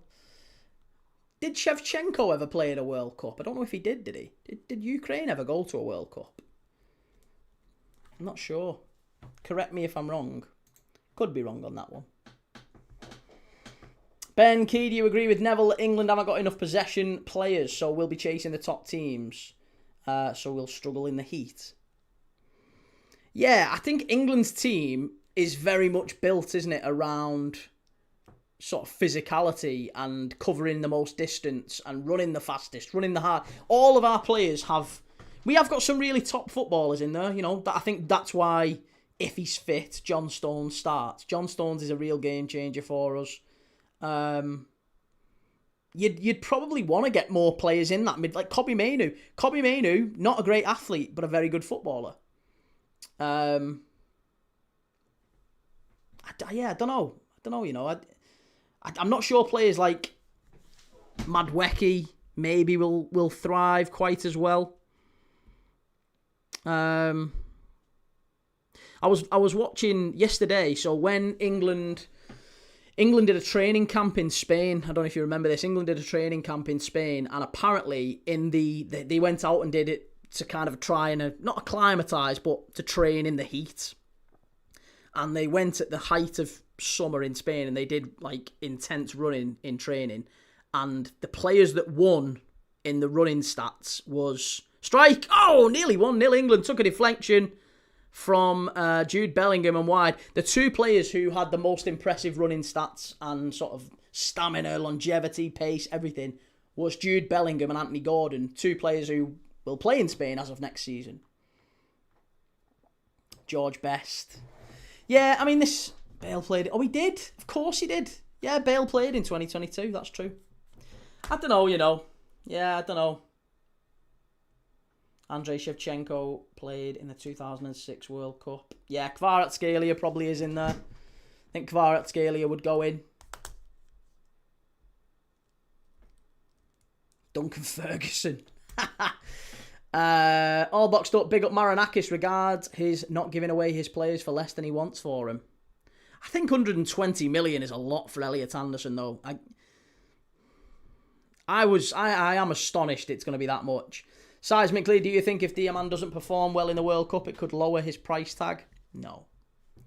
No, in the same way that I don't think if he performs really well, I don't think it really raises his price tag. Madwecki with a corner, whipped in. Oh, big chance. Costa Rica just about scramble it away. Roy Keane. No, Roy Keane didn't play in a World Cup. I don't think so. Oh, he did. He did. He was there for 94, wasn't he? He was in 94 in the US. He played. Yeah, I'm sure he played in US 94. I'm almost certain he did.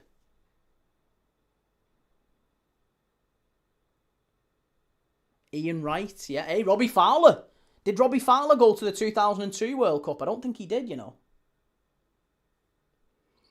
Great ball down the left-hand side. Wonderful. England are in. Here's Anthony Gordon.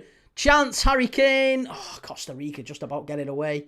And the referee does a bit of defending for him as well somehow. Excellent play.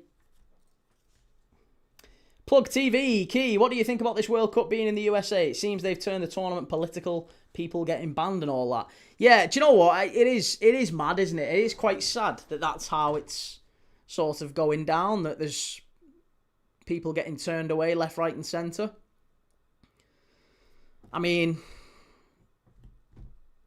do you know what? I will say this. So, there was edge of the box here, big chance. Excellent play. Nico O'Reilly whips it far post. Here's Madwecki. Loses it. Oh no, he somehow kept it in. Well done, lad. Good lad. Great play. Bellingham. Back to Anderson. Anderson, far post, claim for a penalty. He's screaming for a penalty. No, goal kick. Kane's not happy. Absolutely screaming for a pen there. Another female referee. Jellyfish is going to be raging. Yeah, do you know, I will say this. In 1966, England apparently threatened to ban North Korea from entering the country.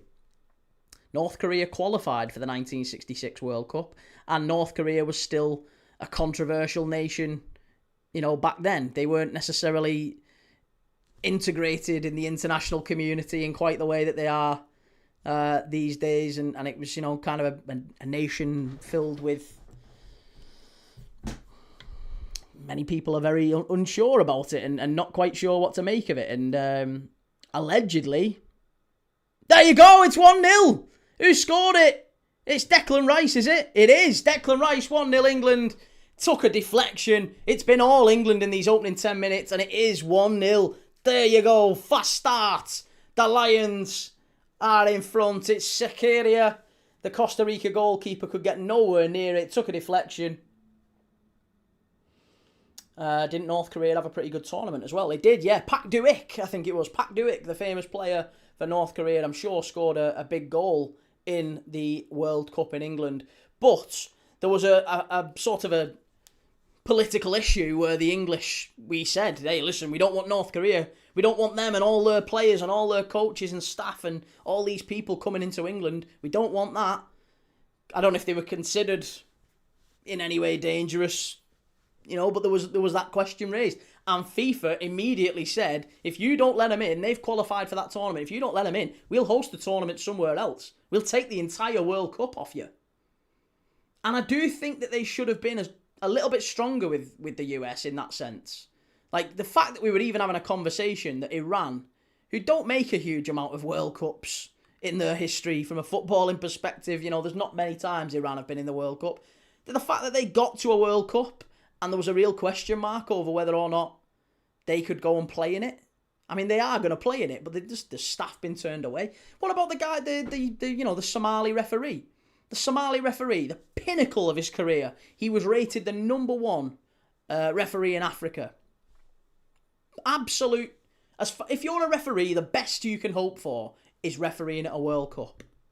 It's the best moment of your career by far. To be turned away must be heartbreaking for the guy, because he's from a country that's on a banned travel list in the US. Now, I think if maybe FIFA were a little bit stronger, if FIFA had the sway that they once did, maybe they could be a bit more forceful. What minute is the game in? It's in the 12th minute. Thomas Hickman, what's your thoughts on Saka then? I mean, I think Saka will start. I think he'll start. I personally would have gone with Cole Palmer. Yeah, North Korea with a famous win against Italy. It was Pak Duik, wasn't it? I'm sure it was.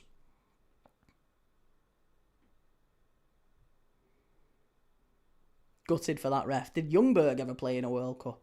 Oh, I don't know, actually. Yeah, it was Declan Rice with the goal.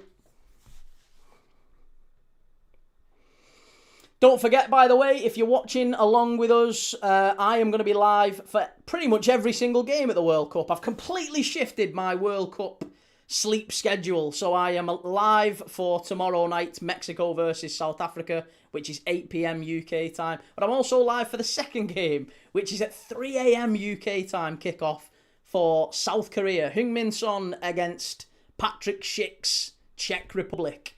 That's a 3 a.m. kickoff here in the UK. I'm going to be live for it. So if you want to watch along with me, if you want to do, want a bit of company watching these early morning games, I don't know if you've got work, if you've got college, school, whatever you've got, I don't know. If you want to watch along with someone throughout the tournament, I'm going to be live for every single knockout game.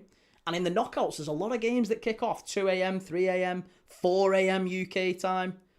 A lot of games even in those knockout ones. But yeah, I'm going to be live for just over 70 fixtures across the entire tournament. Key, have you got a tune for your World Cup coverage? I have indeed. You'll see tomorrow. I've got a World Cup intro, a World Cup outro, and new thumbnail design. It's all new. Oh, chance! Oh, nearly 2-0. Nearly 2-0 there. Great run down the left-hand side for Gordon. And I think, is it going to be a corner? Excellent play that between Gordon and O'Reilly. Excellent play. Gets to the byline, pulls it back. Somehow, Sakiria just couldn't quite keep it in. It's gone behind for a corner. I'll sleep when I'm dead. Let's watch some footy. That's it, mate. I heard that refs earn up to 100,000k at the World Cup. Did he really? Key'll be talking to himself at 3 a.m. Probably. Listen. I'm doing it for fun. I'll be up till silly o'clock watching these games. Seb, where to watch? ITV1, mate. If you're in the UK, you can watch it on ITV1. Did Hoddle play in a World Cup? I think he did. Yeah. Pretty confident he did. Didn't he not play in 82? Far post. Must be. Oh, again, just nodded away. Harry Kane with a header back across the face of goal. There was a bit of danger, just chaos in the 6-yard box. And the referee has given a free kick to Costa Rica for a foul on Mitchell.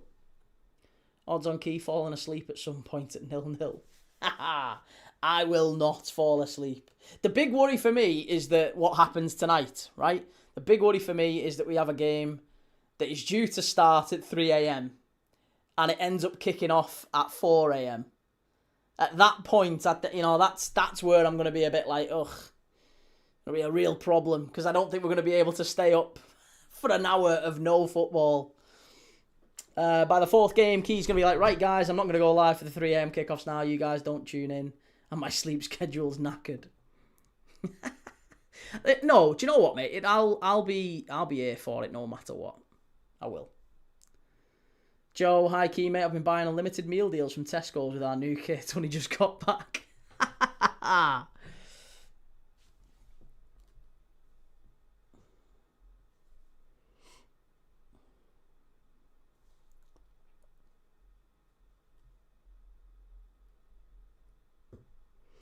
What's your take on this £106 million bid for Anderson?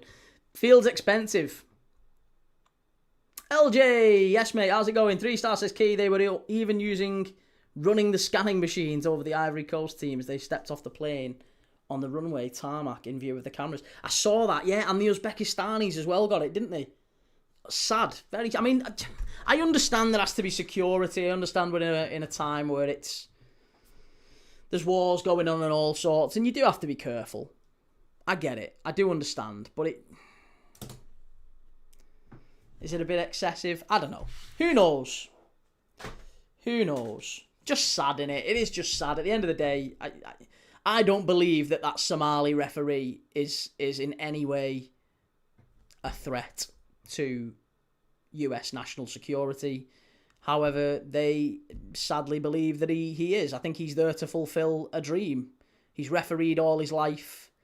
He's been named the best referee in Africa.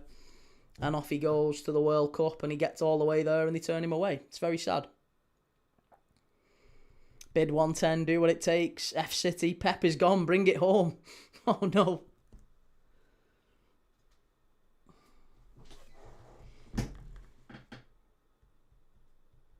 Jelly says, gonna have woman players in the team next, mixed with the men. Oh, Jelly, come on, mate. Don't start this again. Don't worry, Key, if the kickoff is delayed till 4 a.m, you can watch full matches of the mighty Arteta's Arsenal to keep you awake. That's how I'm getting to sleep. That and Optimum Night, of course.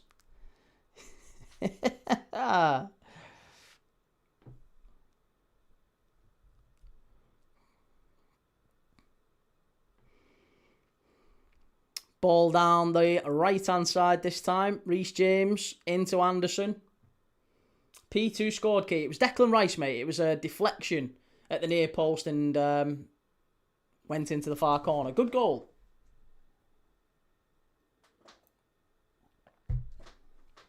All box up says, as I stated, why didn't FIFA reallocate the ref to Mexico or Canada?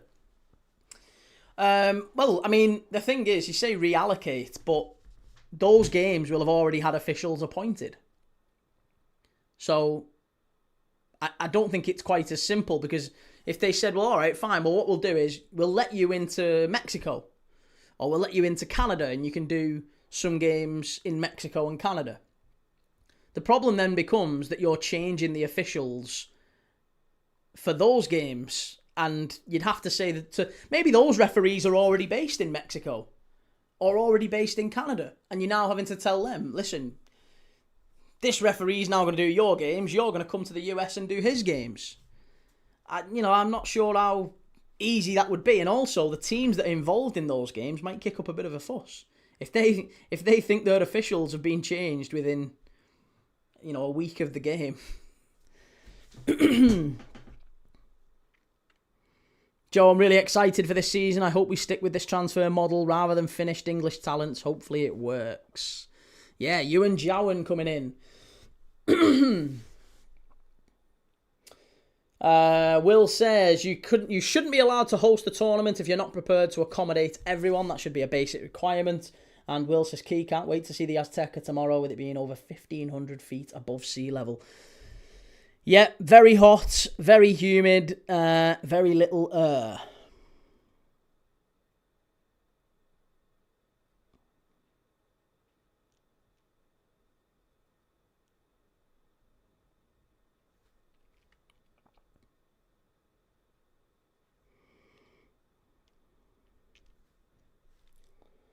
How's it going, Jake? Good to see you, mate. Long time no see. How's things? Far post. Easy claim for the Costa Rican goalkeeper. Sakira looks to get the ball started. The counter-attack started quite quickly.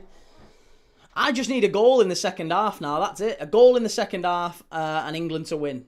Look at that ball possession. 82% for England, 18% Costa Rica. Barely touched the ball. It's like Arsenal in the Champions League final, this. It's like Arsenal. 18% possession. I feel like I'm watching the Champions League final. It's all one-way traffic.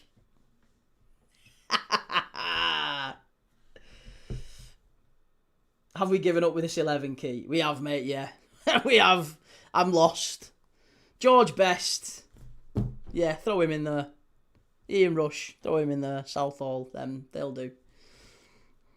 Yeah, I don't know, mate, because to be honest, there's that many curveballs, and Shevchenko was in there, and yeah, you could maybe have Kvara. It's tough after that.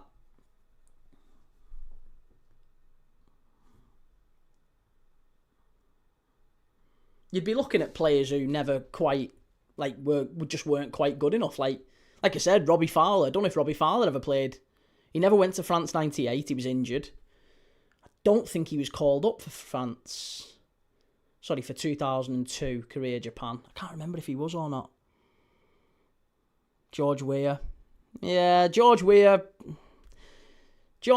Rush, Speed, Southall.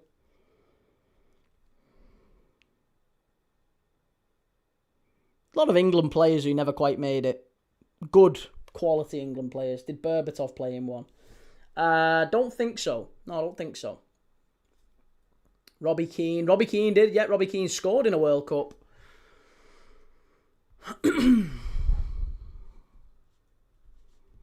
Gianni Infantino is apparently a criminal. How about that one? Oh, I know he's been served with a writ, hasn't he? England free kick. Flicked on. Big chance. What a save. Very nearly. It was identical to the goal that we scored against New Zealand the other day. Ball whipped in from the right-hand side. Flick on near post, Harry Kane. Keeper stretches for it and just gets a touch on it this time. It was identical to the goal that we scored against New Zealand, but it was a fabulous save that time. Tip for the World Cup, Key. Netherlands. I'm going to go with the Dutch. The Dutch. Back the Dutch. Get on them.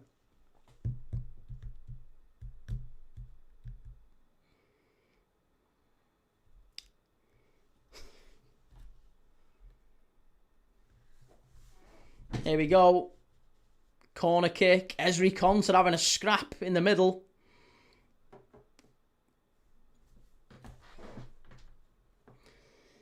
And the referee's just having a quick word with Harry Kane and, well, the two captains she's called over, Gallo and Harry Kane, just to say to him, listen, lads, just wind it in. Just wind your neck in, lads. O'Reilly, Konza, they are having a right wrestle in there. Wouldn't be surprised at all if the referee gives a penalty here. 24 minutes gone. England 1, Costa Rica 0.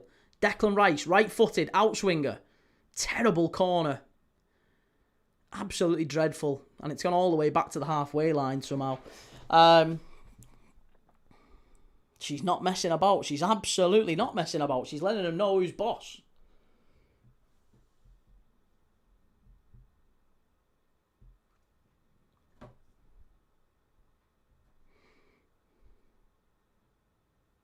City of North, the logistics of an event like this are so complicated, they couldn't have reversed it unless it had been done very soon after awarding it. That's it.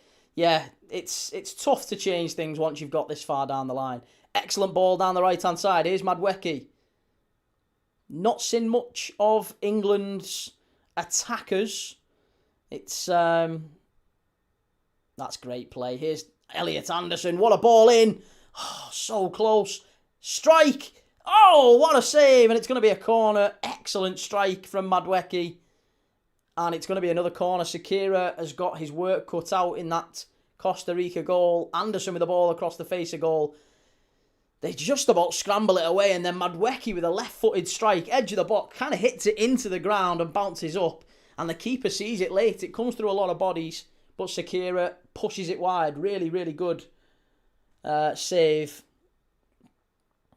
Where can I watch the game? ITV1 DJ Mr. B. Thanks, Jake. Oh, mate, what a guy. Really appreciate that. Thanks, Jake. What a guy. Costa Rica aren't even at the World Cup.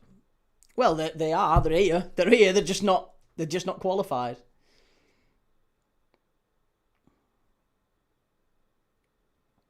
Corner comes in.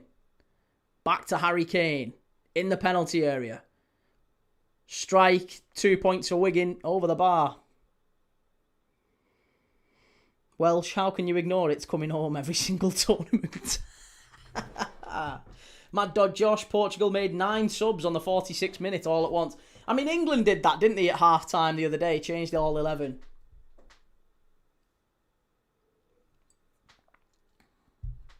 Brendan says, can you name the 2 players from the same country who played for Liverpool in the noughties and never appeared in the World Cup?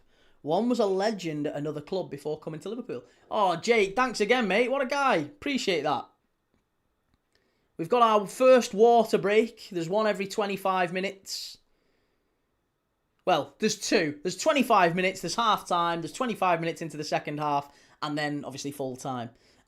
So, yeah, players get regular hydration throughout the tournament. But that, I think it took 2 deflections in the end, didn't it? Declan Rice's shot. 2 deflections and 1-0 for England.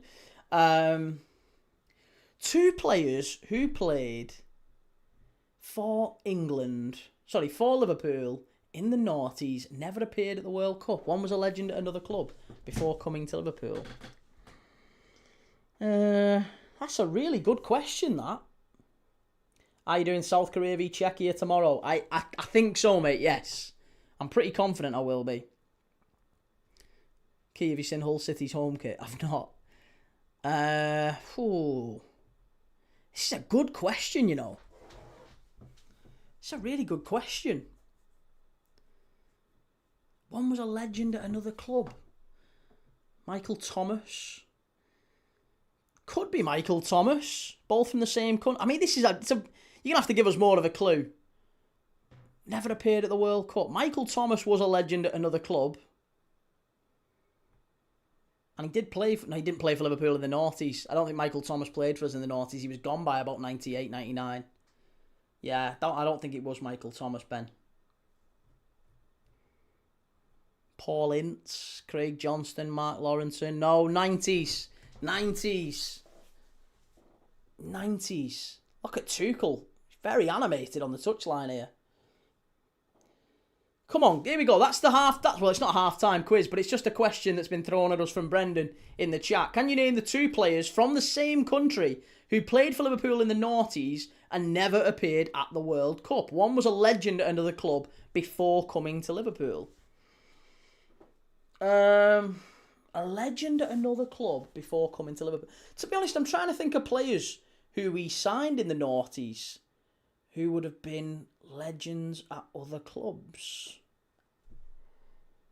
Ooh, tough that. Noughties, not 90s, but one arrived in 99. Karl-Heinz Riedel. Did Karl-Heinz Riedel ever play at a World Cup? I'm trying to think of other... I mean, Dietmar Hamann. Karl-Heinz Riedel and Dietmar Hamann, but I'm sure Hamann played at a World Cup for Germany. Fairly confident he did. Karl-Heinz Riedel was a legend at Borussia Dortmund. 99. Oh, this is tough. This is really tough. One arrived in 99. How good is Declan Rice, man? No, he's not that good. He's no Elliot Anderson. Westerveld. Hey, now that could be a good shout. Yeah, Dutchman. Sander Westerveld. And... Ooh, now. That's a great shout, Andy. Sander Westerveld and Eric Meyer. Sander Westerveld and Eric Meyer. Both Dutch. They never played at the World Cups. I'm trying to think of other Dutchmen we had. Maybe even Zenden. Could be Bolo Zenden. Bolo Zenden. Dutchman. That makes sense. Bolo Zenden was a legend at Middlesbrough. Scored a winning penalty for them in a cup final. Not Westerveld. Shea Ruin Latalek. How are you doing today? I'm good, Dylan. How are you, mate? More importantly. I'm good. Really good. Sammy Huppier. Hey, finish. Sammy Huppier and Litmanen. It is, innit? It's Sammy Huppier and Litmanen. Oh, of course it is. The big fins. Oh, I can't believe I never got that. Sammy Huppier and Yari Litmanen. It's a corner kick to Costa Rica. Jude Bellingham wrestling with the big number 5. Ferron. Played it short. Costa Rica attack corners. If somehow they've taken a corner there worse than Declan Rice's one. Far worse.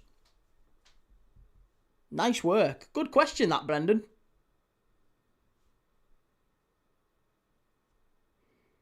I have a hot take, a proper hot take. You might hate me for it. Go on, LJ. What's your hot take?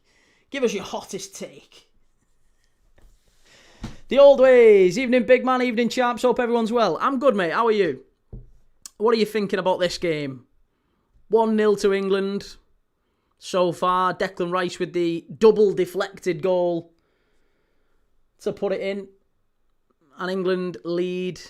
And I'm sure we'll see changes again in the second half. I wonder. Who have we got on the bench tonight, England? Let's have a look. Mad Dog Josh, is it tomorrow the World Cup officially starts? It is, mate, yeah. It's Mexico versus South Africa, 8 p.m. kickoff UK time tomorrow night. And then the second game kicks off at 3 a.m. UK time. South Korea versus Czech Republic. South Korea, Czech Republic is the 3 a.m. kickoff. Mexico, South Africa tomorrow is the opening game. So, England, Costa Rica lineups. Who's on the bench tonight? It is Dan Burn, Eze, Gay, Henderson, Jordan Henderson, Livramento, Mainu, Kwanzaa, Rashford, Rodgers, Saka, Spence, Tony, Trafford and Watkins. No Rio Engamoa. And it's a free kick on the edge of the box for England. It's kind of towards the corner flag, so it's not going to be one where they have a shot, but it might be one where the ball's kind of knocked over. Kind of an early chance of a cross. Should be a great opening ceremony. Probs like the Super Bowl with artists. Oh, I don't even know if I can be bothered with the with the long opening ceremony. Maybe we do.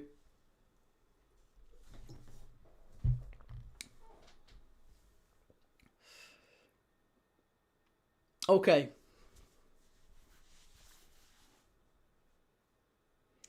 Free kick for England. I think Japan might flop in their World Cup. That's my hot take. Depends what you would consider to be Japan flopping. I'm not sure that it would be a flop for Japan if they got to the knockout stages or even the quarters. I think that's entirely possible for them based on what we've just done. We've just done the whole prediction. And Japan got to at least the knockouts, and I think they will. That'll be a decent tournament. Shell, is there VAR key? There is, but I don't think in this game. I don't think there'll be VAR in the friendlies, but there is VAR at the World Cup. Do you think Darwin will come back? I think he probably will. Yeah, I think he probably will come back. Oh! Flopping by the group stages, LJ. Ooh, Japan to go out in the group stages, according to LJ. Yeah, I'd like Darwin Núñez to come back. I think he's the sort of signing Liverpool need. Someone cheap. You know, not someone who's going to come in and immediately sort of expect to start loads of games, because he's not. He's going to be third choice behind Isak and Ekitike when he's back fit. The old ways, just turn the game on, take it, it's been boring. I'm a bit like yourself, big man, don't really follow England, live in Scotland, wife and daughter Scottish, so by association I'm adopting the Scots.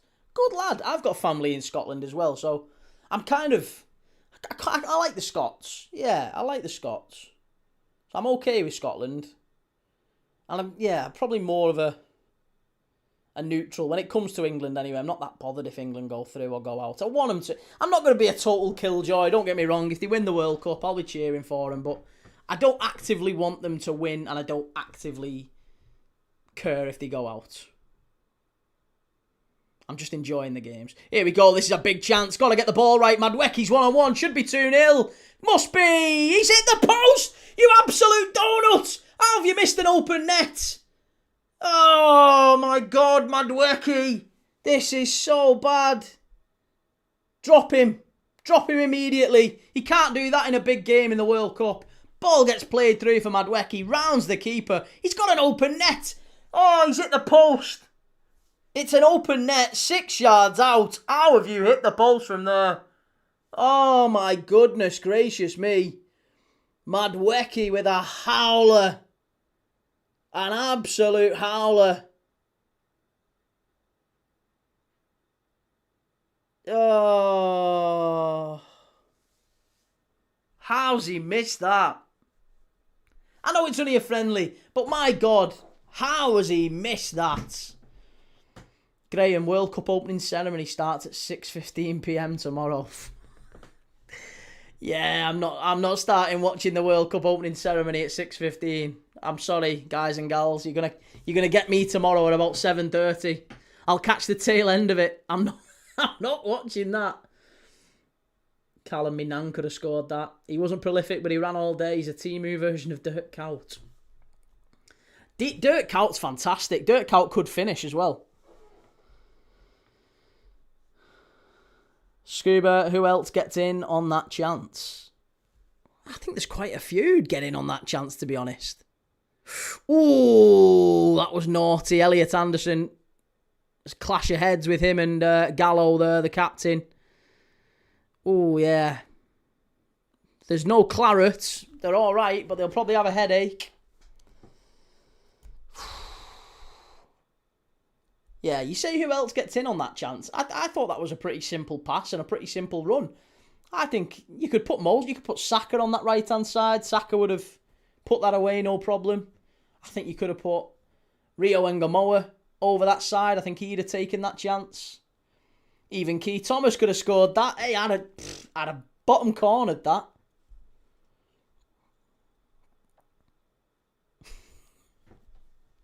Madweki is horrific. 6:15 today. No, 6:15 tomorrow night. I don't know where you are in the world, Callum. But 6:15 tomorrow night is when the World Cup opening ceremony starts. 6:15. The game kicks off at 8 p.m. tomorrow. Mexico v South Africa. So we've got an hour and 45 minutes. It's like a full concert, that. Basically a full concert before the game starts. What are we doing? This isn't football. Tinky Winky would have scored that. Brendan says, if England play Egypt, guarantee you become the biggest, most stereotypical England fan going. Oh, yeah. You know it. If England play Egypt, it's... Oh, come on.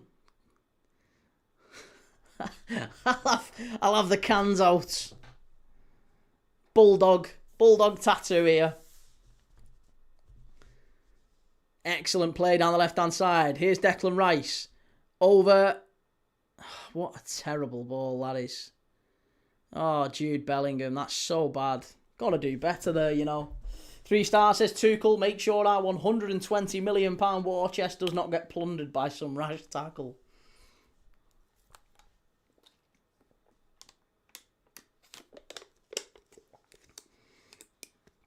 LJ says, guys, I have family in South Africa. Bafana ain't bad, but I think they will be grouped finishing 4th. They play attacking game very well, but can't put their chances away. Something to be aware of, by the way, I will just share this with you. Mexico come into the South Africa game. They've won 6 out of their last 8 games. And the referee, here's a very important piece of information for tomorrow's game. The referee has averaged 5 yellow cards per game so far. For the last 20 games he's refereed, he's averaged 5 yellow cards a game. The referee who's in charge of Mexico-South Africa tomorrow. More to the point, Mexico and South Africa have each got at least 1 yellow card in, I think, their last 22 games each. Their last 22 respective games, they've all got at least 1 yellow card. And the referee averages 5 yellow cards per game. So, just saying, Mexico win, lots of cards, get on it. Get on it.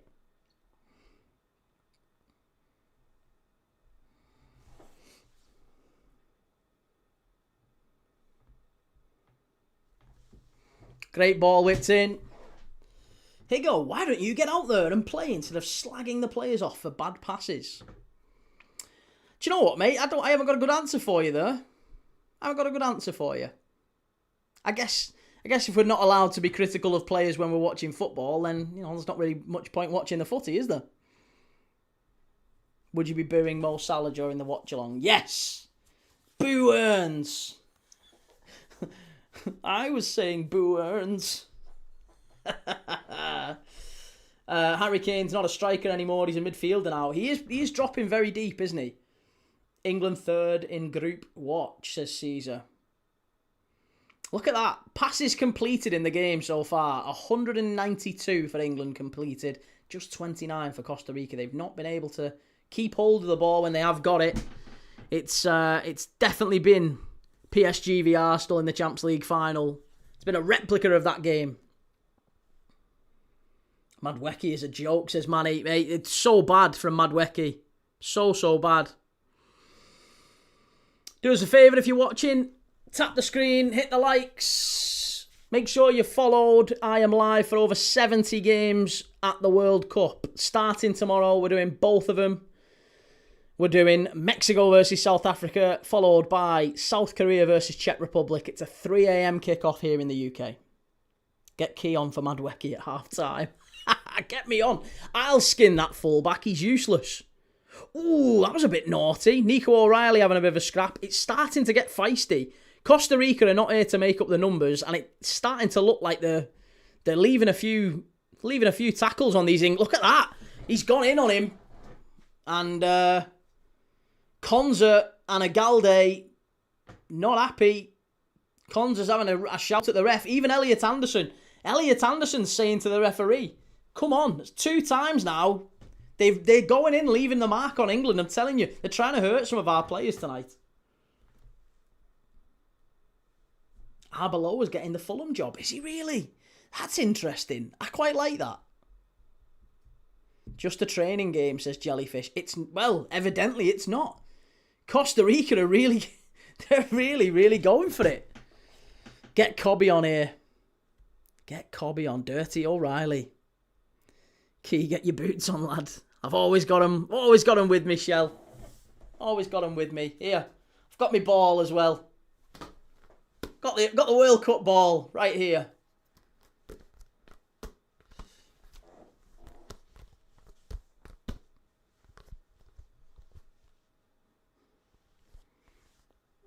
She needs to get a red out for him. I wouldn't say it was a red card, but it was definitely a silly tackle, put it that way. Definitely a silly tackle.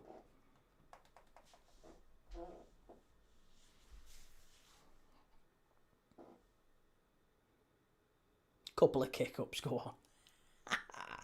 Not doing any kick-ups, Christ. Trying to keep myself fit for the tournament, just in case England need any late changes. I thought McKenna was getting the Fulham job. No, Kieran McKenna has left Ipswich and he's planning to take a break from football, so he's not going to be in. It's mad that he's just got Ipswich back up to the Premier League and now he leaves. That is a very interesting career move, isn't it, from Kieran McKenna? Got to say, I think if he now... Put it this way, Kieran McKenna will be a man in demand because even if Ipswich go back down, he's kind of got out. He's brought them up twice and got back out. He will be able to command whatever fee he wants when he goes to manage again. But he's taking a bit of time out. I hope everything's okay. And it's maybe it's a choice he's having to make rather than a choice that he wants to make. Since those Real Madrid free kicks last season, Declan Rice has really been feeling himself as the main free kick taker. I don't think he is a free kick taker, Declan Rice. He's had a couple of really good ones, hasn't he? But he's not done it too often.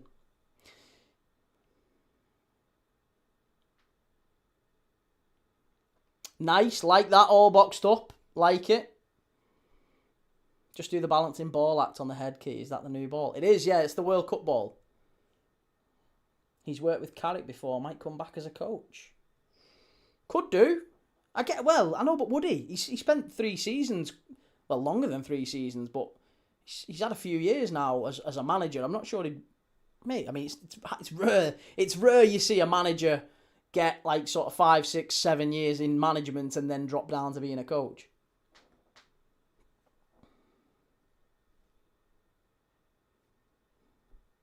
Long ball over the top.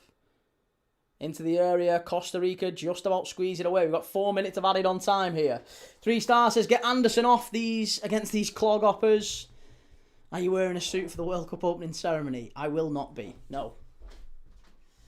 Shahid, I'm off. Good night, Key, and everyone in the chat. See you tomorrow for the World Cup. Take it easy, mate. Yeah, have a good one. We'll see you tomorrow for the opening World Cup game.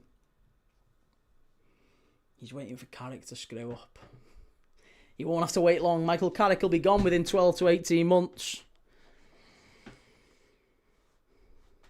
Jason Nellis, is Daka injured? I assume you mean Saka. Patson Daka for Zambia. No Zambia at this World Cup. Bukayo Saka is... Oh, hey, Neely. Far post. Harry Kane claim for the penalty. This time, strike. And it's going to be a corner... Oh, it was Anthony Gordon in the end. Has he give a goal kick? What's he give? Oh, he's give a penalty. She's give a penalty. It's a penalty for England. Anthony Gordon brought down. I tell you what, it's been a bit of a weird decision that from the referee because she's give it as the ball gets played through. It's a lovely. That is a penalty. I'm sorry, it is a penalty. He kicks. No, it's not. It's not. It's a dive from Gordon. It's a dive. It is a dive. I'm sorry. It is a dive from Anthony Gordon, that. It's a penalty for England, though, but it is a dive. Oh, my God. Well, here we go. Harry Kane to make it 2-0. That is a dive from Anthony Gordon, but she's give the penalty. All boxed up. It's not, mate. I need a goal in the second half. Is she going to go and have a look at this? It's going to be VAR'd. She's going to go and have a look at the monitor here. Oh, my God. Yeah, penalty review. I think that's going to get overturned, I'll be honest. Yeah, that's a dive for me. It's just not a penalty. It's just not a penalty. She's gone having a look. Can we get a VAR check on that, please, lady? Ma'am? Can we get a VAR check on that, please, ma'am? And I think she's going to overturn her original decision, because I tell you something, doesn't look like a penalty to me. That looks like an Anthony Gordon dive. He'll fit in well in Barcelona. No penalty. There you go. Decision overturned. No penalty.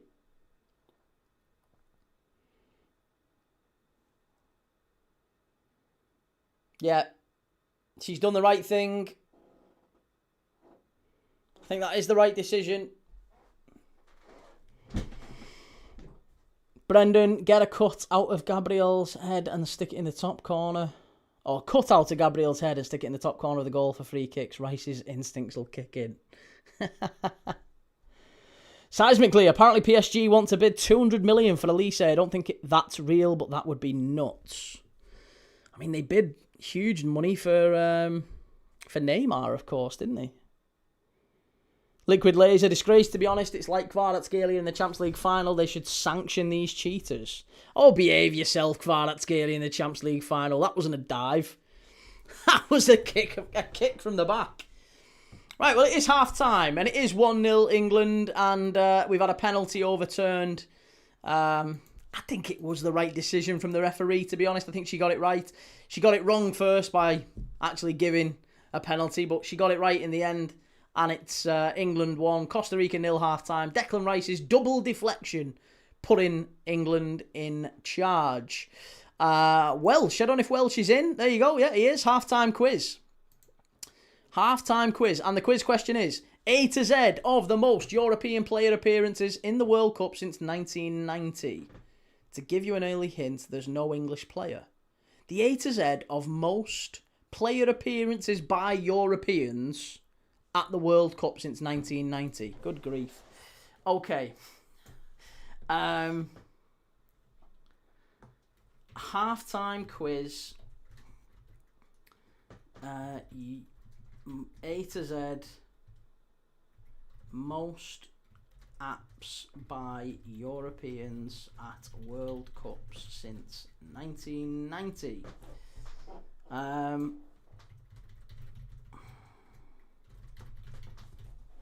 Right, there you go.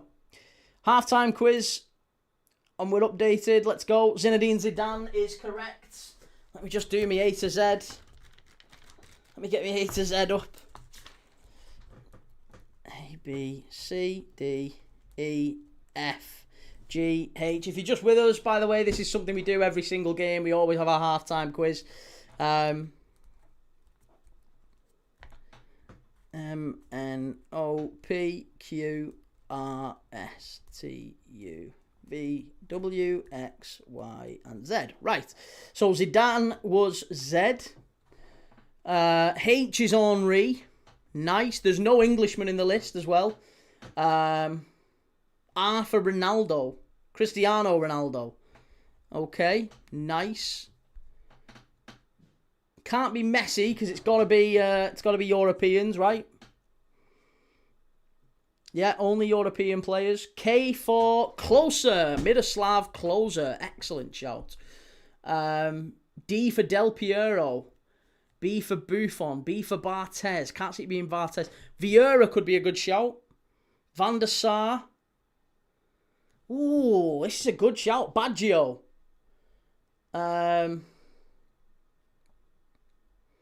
Mr. Turnbull says Harry Kane dropping deep when England has possession is hurting the team. There's no outlet. I tend to agree with that one. Inzaghi, Seedorf, Casillas. These are all good shouts. All excellent shouts. Philip Lahm. Schweinsteiger, maybe. Schweinsteiger, Goetze. I'm trying to think of... Germans have been at every World Cup, haven't they? Ballack. What about Ballack? Yeah. Ballack's a good shout, Scuba. Thomas Muller. Thomas Muller's been around for a long time. Hugo Lloris. Hugo Lloris, I'd be astonished. No, it's Lam. L is for Lam. So far, we've got H for Henry, K for Closer, L for Lam, R for Cristiano Ronaldo, Z for Zidane. It's only European players. Germans play for decades. They do. Podolski. P for Podolski. Podolski was in every World Cup squad for ages. M for Modric. S for Schweinsteiger. Get in. Oh, I'm so glad I got one. Schweinsteiger is S. Didn't Welsh say 90s? No, since 1990. P is for Pirlo. Nice. Q's got to be Quaresma then. What about Ricardo Quaresma? He was in every Portugal squad. We got C for Casillas. Sorry, Iker Casillas is C. I apologise. What about X for Xavi? X for Xavi. I for Iniesta. M for Lothar Matthäus. Excellent shout, yeah. Mbappe, Griezmann.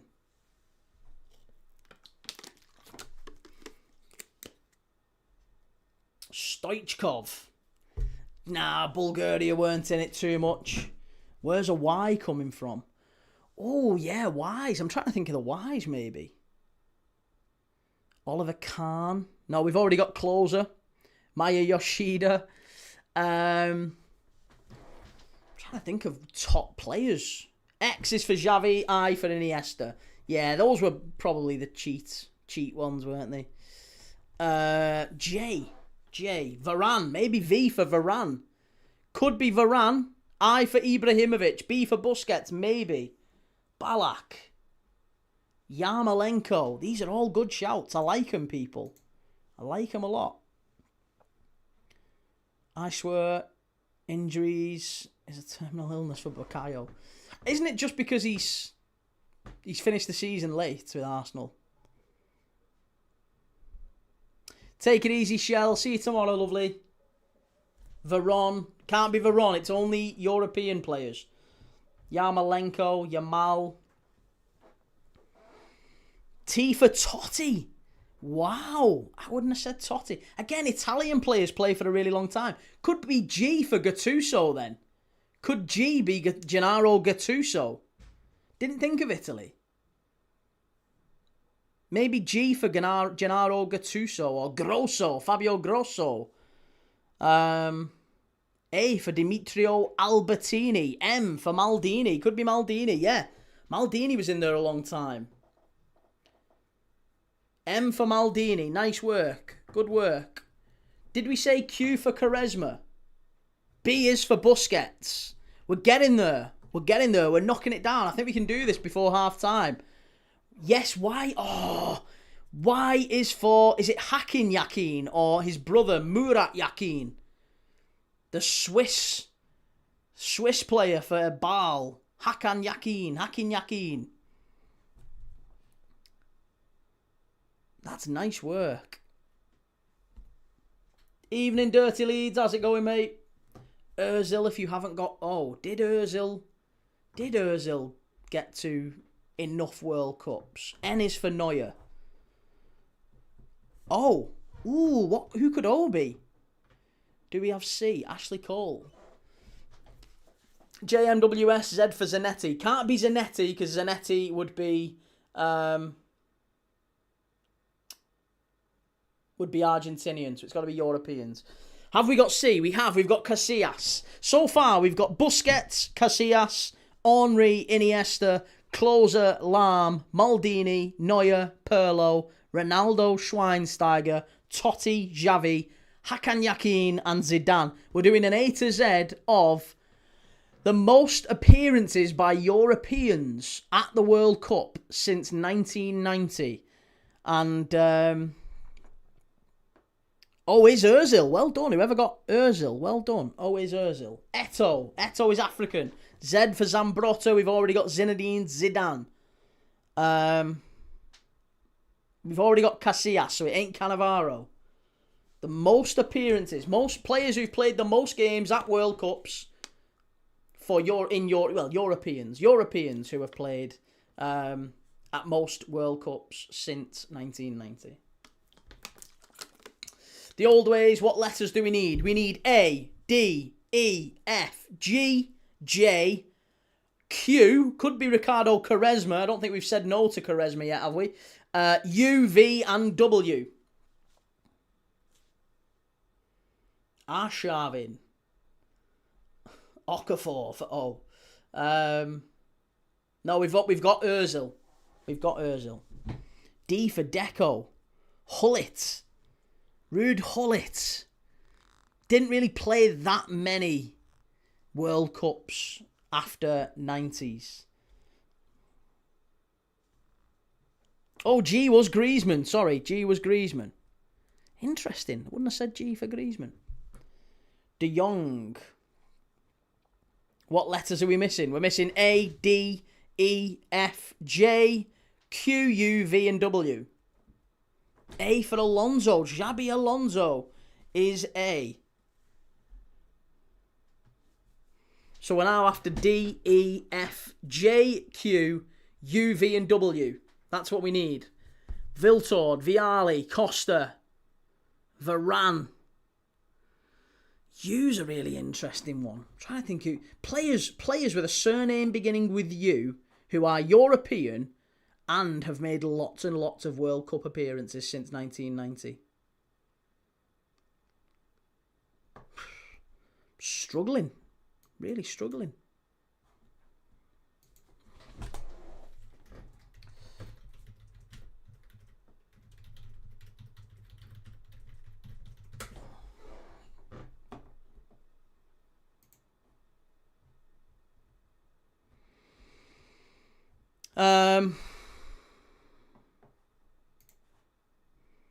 Q is for Quinn. Niall Quinn. Oh, see, Niall Quinn.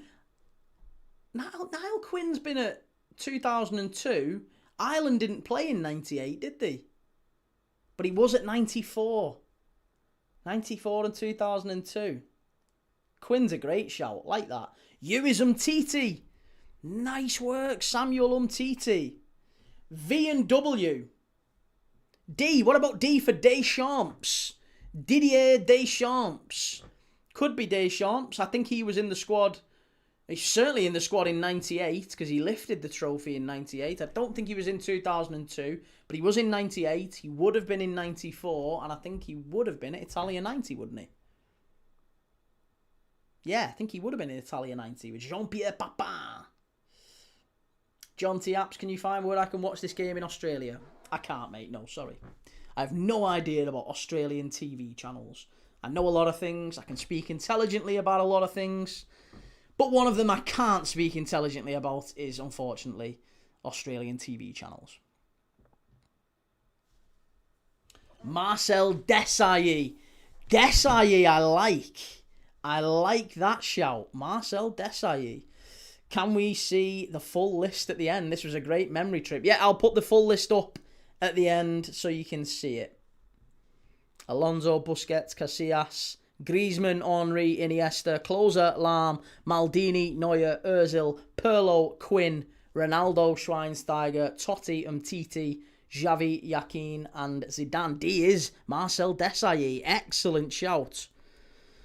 E and F. We still need E, F, J, V, and W. Those are the only 5 letters remaining. E, F, J, V, and W. Those are the ones that are left. Can you give us the answers?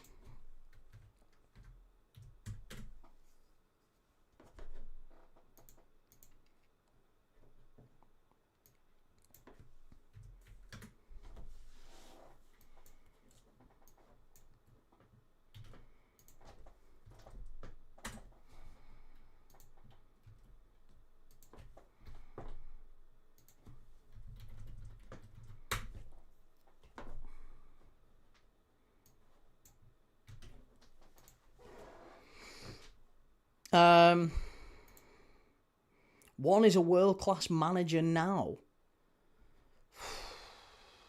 Fabregas. Could be Fabregas, actually. Maybe it is Fabregas. Don't say he's world class. I'm not having that. I'm not having Fabregas' world class. But he might be.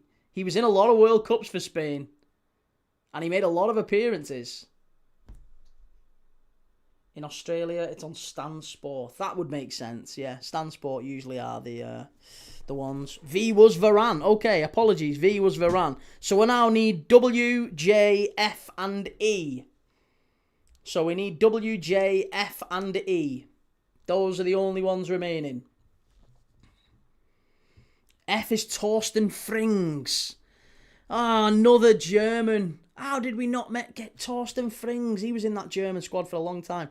Okay, E, J, and W. E, J, and W. E. Could he be Christian Eriksen, maybe? Again, Denmark, you know, frequent World Cup appearance makers, and he was always in the squad for a long time, but yeah, I don't know. Would Christian Eriksen have been the most appearances of a player surname beginning with E? I'm trying to think of players. Patrice Evra? Maybe Evra? Yeah, Evra.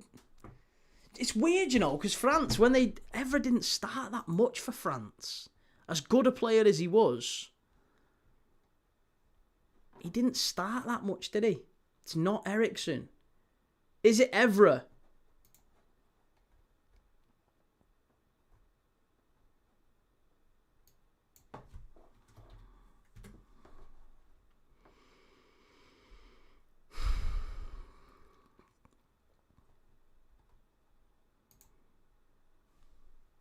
A for Abidal. Can't be Abidal, it's already Xabi Alonso. We've got that.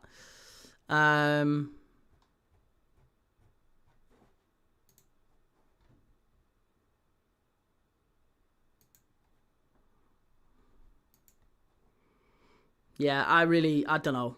I'd really struggle with the other letters, to be honest. He is a world-class manager. A world-class manager. Enrique. Luis Enrique. Luis Enrique for W. Sorry, for E. That is very surprising. Luis Enrique. He did make a lot of appearances for Spain. That's fair enough. Yeah, he was at Italia 90. He was at 94. He was at 98. He might even have been at 2002. J is... Oh, Robert Jani. Robert Jani of Croatia, of course. And now it's just W. Just W left. We've only got W left. W. Great players who played at World Cups with the surname W. W. W. W.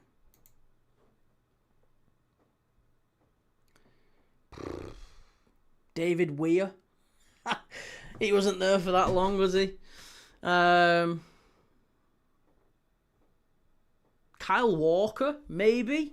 Kyle Walker played in a lot of World Cups for England.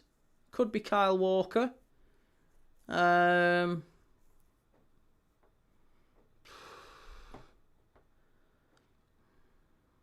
Honestly, I think I'm struggling after that. Kyle Walker. Kyle Walker. Genie Wijnaldum, maybe. Outside chance. Wout Weghorst. Williams. Inaki Williams or Nico Williams. Nico Williams still quite young. It's a Belgian. Ooh, a Belgian. With a surname beginning with W. Ooh. Mark Wilmots. Mark Wilmots. Yes, I remember. He scored in 2002 for Belgium. Mark Wilmots. Is it Wilmots? If I've got that, I've made up with that. Mark Wilmots. Please tell me that's right. I'll be bouncing if I've got that right. Maybe it is Axel Witsel. Could be Axel Witsel. I'll be gutted if it's Witsel now. Is it Witsel or is it Wilmots? Wilmots is a really good player for Belgium, though. Oh, Witsel. Oh, I was so made up there. I really thought I'd got it. It wasn't Wilmot. No, it was indeed Axel Witsel. Right, there you go. Great quiz, that Welshwing. Fantastic quiz. Everyone enjoyed that one. Fantastic work. Excellent work from those that guessed. And excellent work, as always, from our resident quizmaster, Welshwing. What a guy. So thank you. Thank you very much, Welsh. Really appreciated. We'll give the answers again in the chat. I'll just add them in now.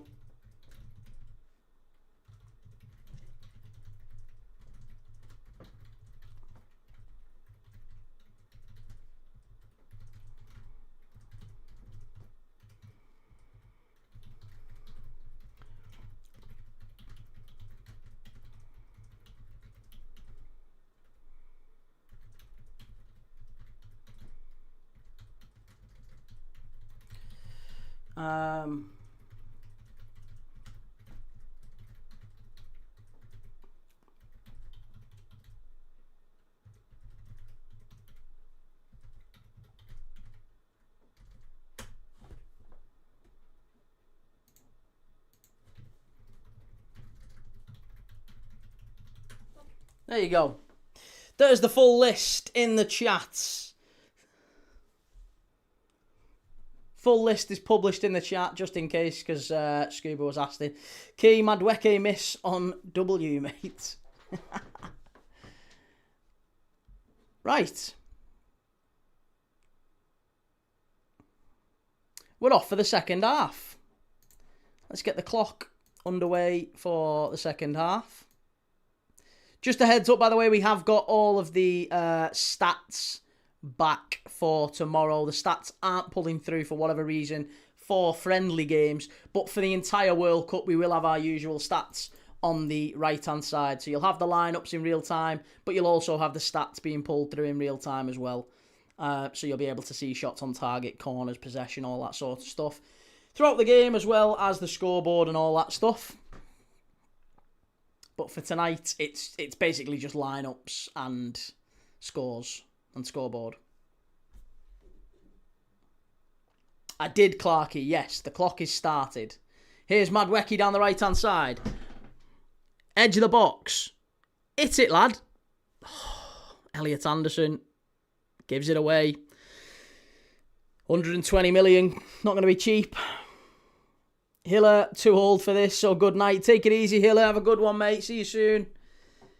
Big up, Key. Would you make changes? If so, who would you bring on? I mean, I probably would make changes. I think we've got to think about... So England play 7 days from today. We play Croatia. So we've got a week. There is another game, by the way, just a heads up. England do play Orlando. We play the team who plays here. We play them in a behind closed doors friendly. So there is another game for England, another warm-up coming up. Who would I change? I think I would be thinking about this being sort of...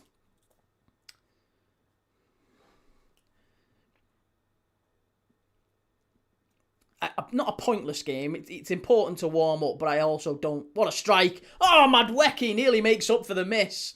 Oh, it was a great effort. Cuts in on his left foot. Very similar to Elise against Northern Ireland the other day. Curls in and just curls it wide of that far post. Really good effort that from Elise from Madweke.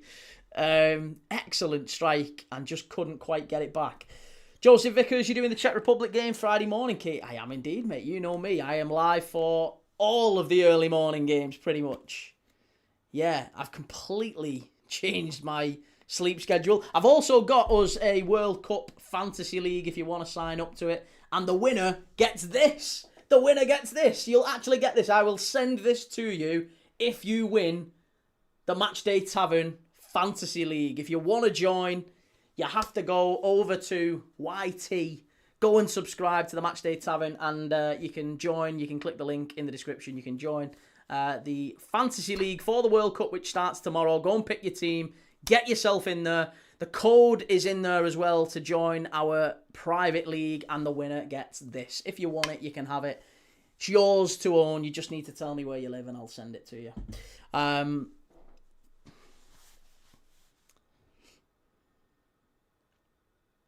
That is just madness. Fair play to you.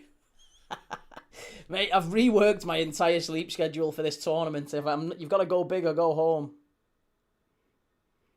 What's the pin key? It's in the description, mate. If you click the description, you'll see it. You could make one hell of a team out of that A to Z. You could, couldn't you? Yeah, I think looking at the bench, though, coming back to your question, sorry, Daz, I would be thinking about taking players like Pickford off. I would put Trafford in, give him a go. I would be thinking about bringing Kobbie Mainoo on. I'd probably be tempted to bring the Arsenal lads on. Saka, Eze, they're on the bench. I'd get them involved for the last half an hour or so in this one. Jarrell Kwanzaa, I think, needs and deserves more minutes as well. I think, yeah, Jarrell Kwanzaa's a really talented centre-back and should get more games in this tournament. He can play out from the back in a way that maybe only John Stones can. I think after John Stones, Jarrell Kwanzaa's probably our best footballing centre back. Matt Gay's all right, but he's not the best with the ball at his feet. And Ezri Konsa, again, he's good, but I think he's more of a defender, isn't he? He's a defender's defender. Mr. Turnables, where's the link here on TikTok? There isn't one, mate. Yeah, there isn't one. You have to go over there. The old ways, are you doing any Scottish games? I am indeed. I'm live for Scotland v Haiti. I'm going to be live for Scotland-Haiti. I think I'm doing all of Scotland's games. I'm almost certain. Let me just check. I've got my full schedule here. So I am doing Scotland-Haiti, June 14th, 2 a.m. UK time kickoff. I am going to be doing Scotland versus... Brazil versus Haiti. Scotland-Morocco is 11 p.m. on June the 19th. That one's maybe a bit more manageable for some people over in the UK. Scotland-Morocco, 11 p.m. And straight after that is Brazil versus Haiti. That's a 2 a.m. kickoff. That should be about 9-0, that one, shouldn't it, if Brazil are up to much. And then, yeah, Scotland v Brazil, final group stage game is 11 p.m. on June the 24th. So we'll be doing that one.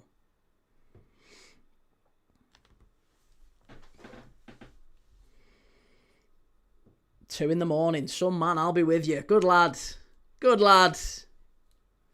Looks still bright there in Florida. I think they're 4 hours behind, roughly. I think, isn't it 5? My mate lives in Florida. I should know this. I'm sure he's 5 hours in Orlando. Time in Orlando, Florida. Currently, it's 6:19 p.m. So, yeah, 5 hours. It's bang on 5 hours behind.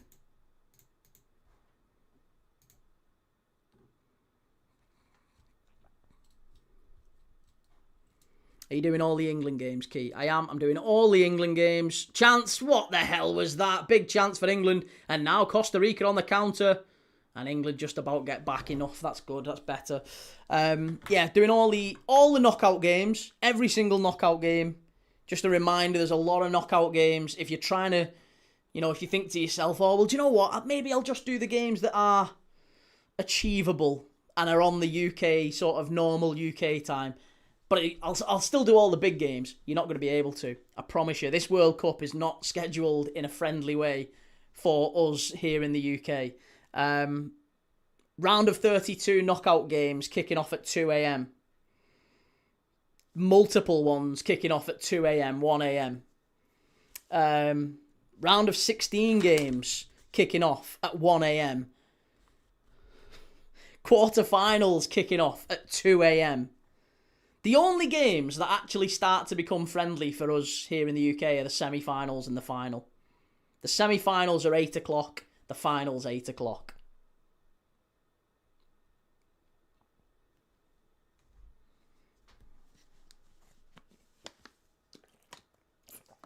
Welsh says, not sure where you've read this McKenna rumour, Key, but according to the Independent, he's agreed personal terms with Fulham. Yeah, I was going to say, as Sir has just said there, mate, Sky said that he was leaving and he was having a break from the game. If that's true, then he's gone to Fulham. I got it wrong. I don't know. All I've seen is that Sky said that he was having a break. Kind of thought it was maybe something personal, that he'd left Ipswich for just have a little break from the game. That's why I said I hope everything's okay. Bradders, I'll be here for most of the games you do. I'm planning to watch all 104 games. Wow. It's going to be difficult to watch all of them. Yeah. Especially for me, like, I've still got to pick my little girl up from school. I can kind of leave the drop-offs to her mum. She can do the drop-offs for me. But I've got to be awake for the pickups, otherwise I just won't see her in the entire tournament. So I've got to do that. That's what you get for listening to Sky Key. Did you know what? All it was because it came out. The actual report came out about 20 minutes before the live started. I just saw a pop up on my phone, and it said he was taking a break. Reece says, hate to say it, apart from the blatant dive, Gordon has been our best player. Why'd you hate to say it? I quite like Anthony Gordon. I think he's a good player, but he is a diver. No doubt about it. Oh, Ezri Cons has just been battered this game. Any thoughts on Pierre Sage joining Crystal Palace? Had a wonderful season at Lens in France. I like Pierre Sage a lot. Again, he's a bit of a love child of Jurgen Klopp and Pep Guardiola in many ways. There's shades of Pep Guardiola and his system in terms of control, but he really does like intensity and I think Crystal Palace fans are going to like Pierre Sage. I think he's a really, really talented young manager.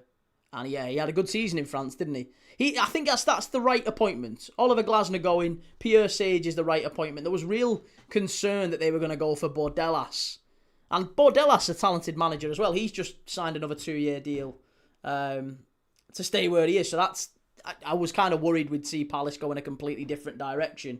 After Glasner, they would go to Bordelas, who's polar opposites to Glasner, isn't he, in terms of style.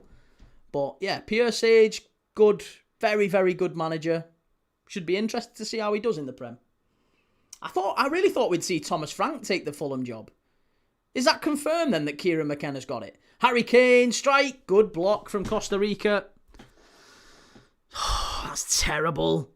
Absolutely dreadful. Here's Nico O'Reilly. Great play, just shrugs the full-back off. And it is a free kick to England. Excellent play. Chris, what would your perfect lineup be with the squad we have?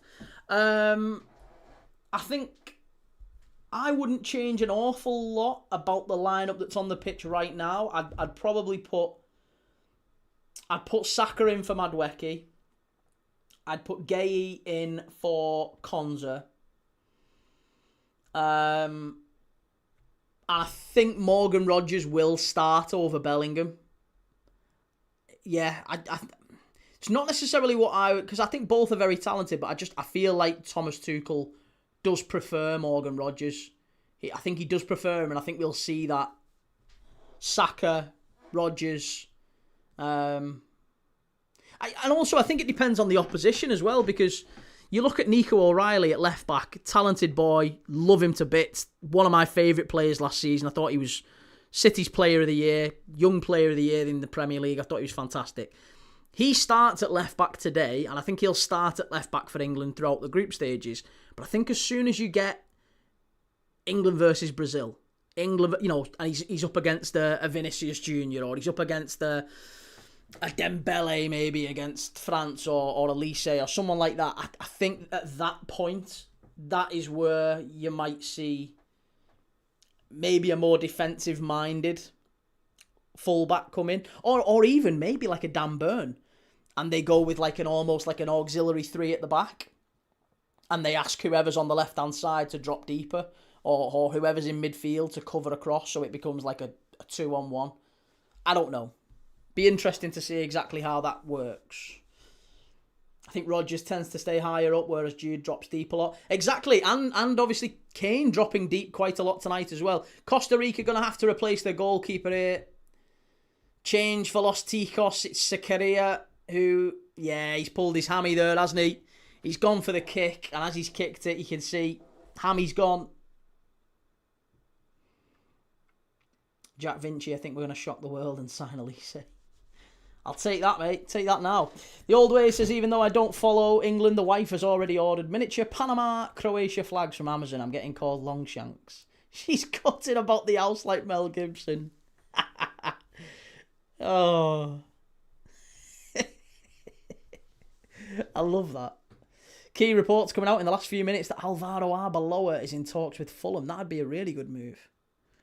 This charming Dan, if he's making subs, Tuchel should take off Madueke, then he should send him straight back home for missing such a sitter. Get Rio Engamoa in the squad.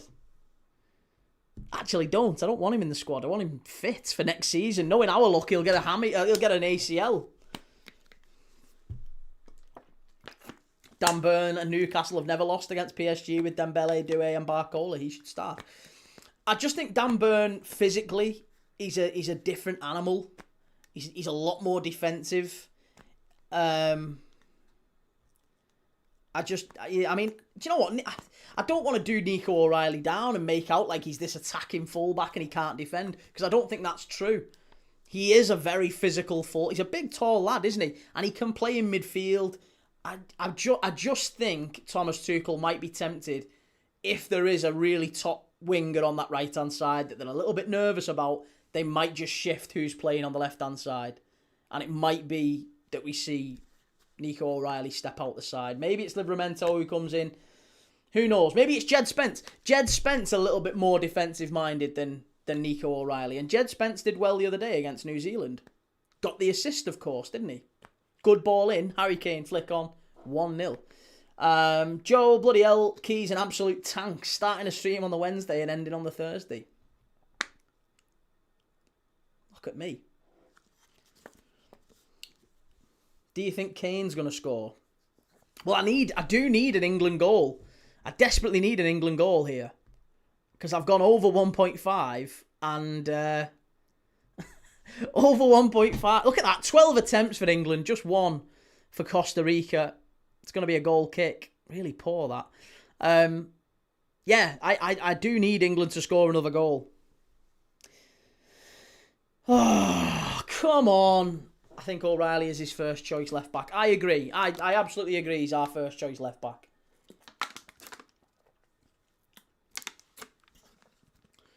Jed Spence was one of the redeeming performers of Spurs' season. Yeah, I agree. I think he did well, didn't he? Dan Burn will be a very useful replacement, but only if one of the goalposts is knackered. I think the same goes for if you're buying legit merch. Jelly, what's that?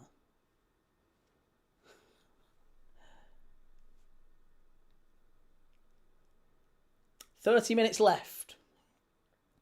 Plus injury time. We are probably going to see this game go past midnight UK time. If you're sticking with me, love you. Joe, I would start Dan Burn. Why am I not surprised? Why am I not surprised?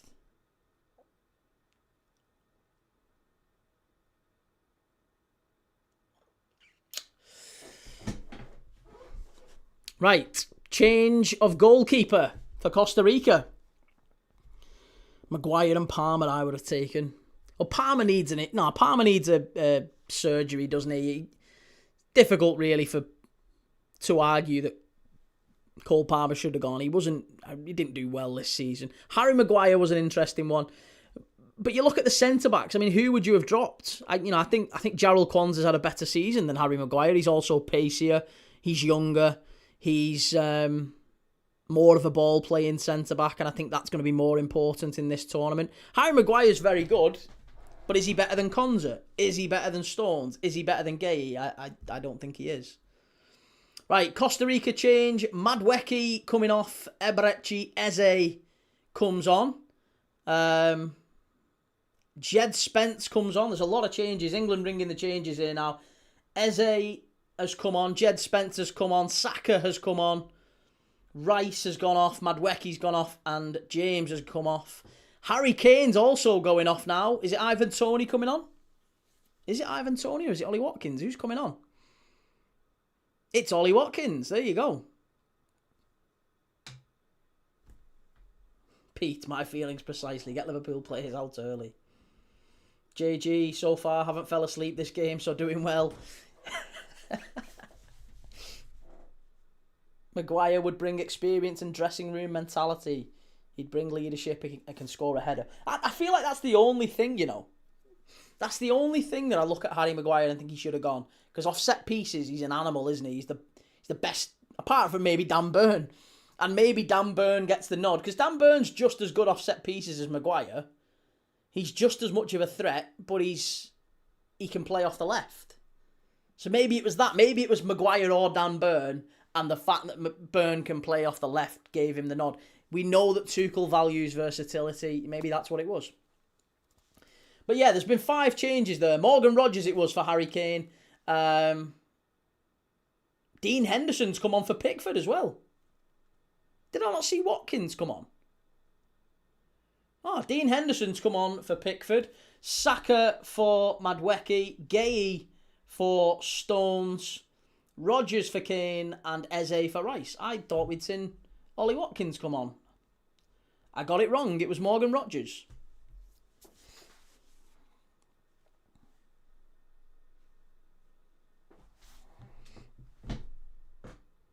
Eze on for Rice, interesting, bit more attacking, maybe get your second goal after all. Well, I hope so. They seem to have taken the foot off it now. 25 minutes to go. Plus of normal time. Obviously, we might get a bit of added time. Here's Anthony Gordon. This is better. Over to Nico O'Reilly. We're kind of playing without... it was Jed Spencer, Reece James. It was 6 changes in total. Which does mean that we've probably sent Gordon at centre forward, is it? Is Gordon more central? No, Saka. I think Saka's gone central. Yeah, Saka's central. Saka's centre forward. Oh no, he's here. He's off the right. Who the fucking hell's playing centre forward now? Who's playing centre forward? Is it Bellingham? It is. Bellingham was furthest forward there. Bellingham and Rogers, 2 number 10s on the pitch at the same time, and one of them at any point is in the area. This is better. Eze. Great ball. Here's Eze again. Back out to O'Reilly. O'Reilly to Bellingham. In the area. Great run. Great run. Great run. Lay it off. Eze! Oh, corner. Is it? No, I should give a goal kick. It's got to be a corner. That's got to be a corner. Does he give a penalty? Should give a penalty. It might be a penalty. I think it might be, you know. It's a great run from Bellingham. It's laid off to the edge of the box for Eze. Oh, I think it could be a pen, that. Arms are kind of by the side. It is going in, I think. No, it's a pen. It's a pen. Yeah, it's a pen all day, every day. Eze with a strike. The Costa Rica player threw his arm out like that. It's a clear penalty all day, every day. There's no doubt about that. Penalty. And now, why have we got a potential penalty check, referee? Come on, man. This ain't good enough. It's not a penalty check. Surely. Penalty over. Check over. It's a penalty all day, that. Check over. Penalty in. Here we go. Great bit of build-up play. Excellent, that from Jude Bellingham. Really, really good play from Bellingham. Laid it off. Edge of the box. Eze with a strike. And the Costa Rica player just throwing his arm out like that. And it hit his elbow and went wide. And now Anthony Gordon, who dove to get a penalty, is about to now strike England 2-0 in front.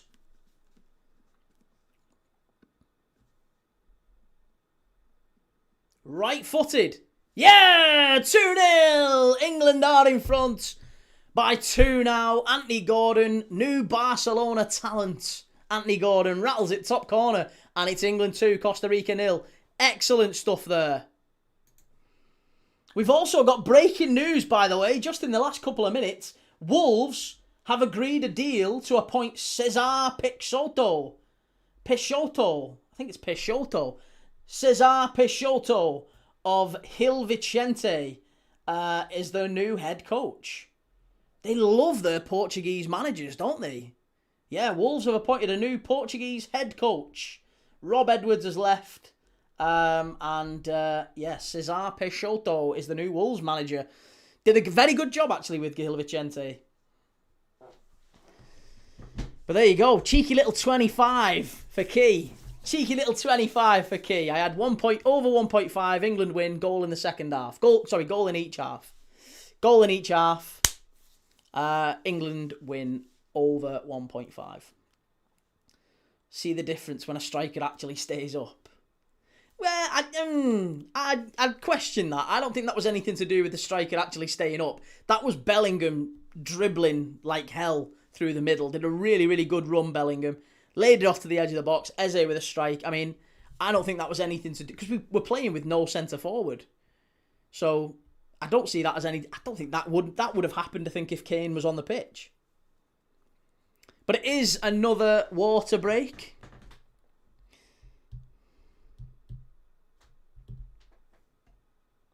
How's it going, Dylan? Good to see you. Why did Saka not shoot? What do you mean, why did Saka not shoot? I didn't see Kane receiving the ball high up. I mean, Bellingham was out wide on the left, though. So, as much you could argue that. You could argue that Bellingham was further forward as a centre-forward. But he ended up drifting wide. He picked the ball up on the left-hand side, didn't he? Gordon has so much enthusiasm and energy, and you need that. Great work, Anthony Gordon. Watkins and Dan Burn look like they're getting ready to come on. Do you think VAR is pointless in friendlies? Well, it's not pointless for me. It's definitely not pointless for me. I desperately needed that second goal. Kobbie Mainoo's come on, and Ollie Watkins is coming on as well. Surprised United released Sancho. I'm not. Not really. No. I'm really not surprised. Bellingham's gone off. Couple of changes there for England. Kwanzaa has also come on. So lots more changes for England now. Jarrell Kwanzaa taking the place of... Bukayo Saka's now got the captain's armband. Captain Bukayo. Rashford's come on for Anthony Gordon.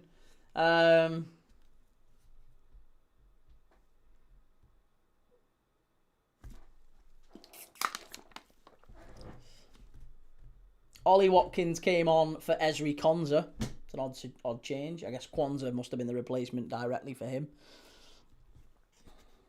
Elliot Anderson came off for Mainoo. But yeah, good to see Kobbie Mainoo on the pitch. Anthony Gordon off for Rashford.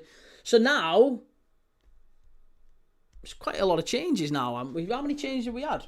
Mainoo for Anderson, Kwanzaa for Bellingham, Watkins for Konsa, Rashford for Gordon, Spence for James, Saka for Madueke, Gay for Stones, Rodgers for Kane, Henderson for Pickford, Eze for Rice. So 1, 2, 3, 4, 5, 6, 7, 8, 9, 10. 10 changes so far.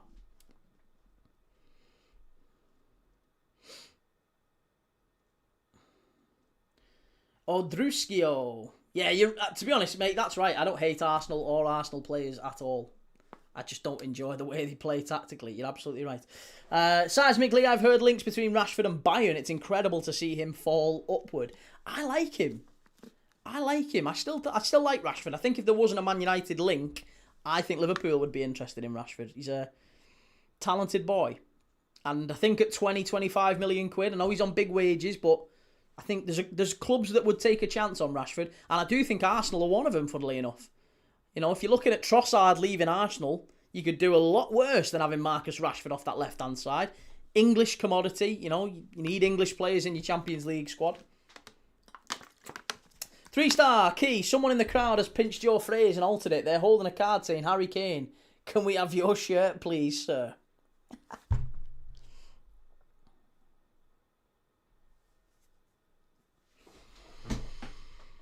Big Dan Burn. Who did Dan Burn come on for? Dan Burn's on the pitch. I've not even got him registered on here.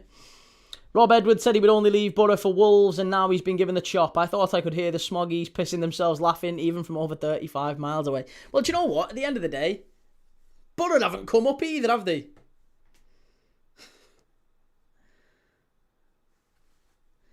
It's Welchwing. My apologies, Kia. Kind of skimmed over the Independent. They said McKenna was in personal terms before changing his mind. Fulham now in talks with Lampard, Amorim and Thomas Frank.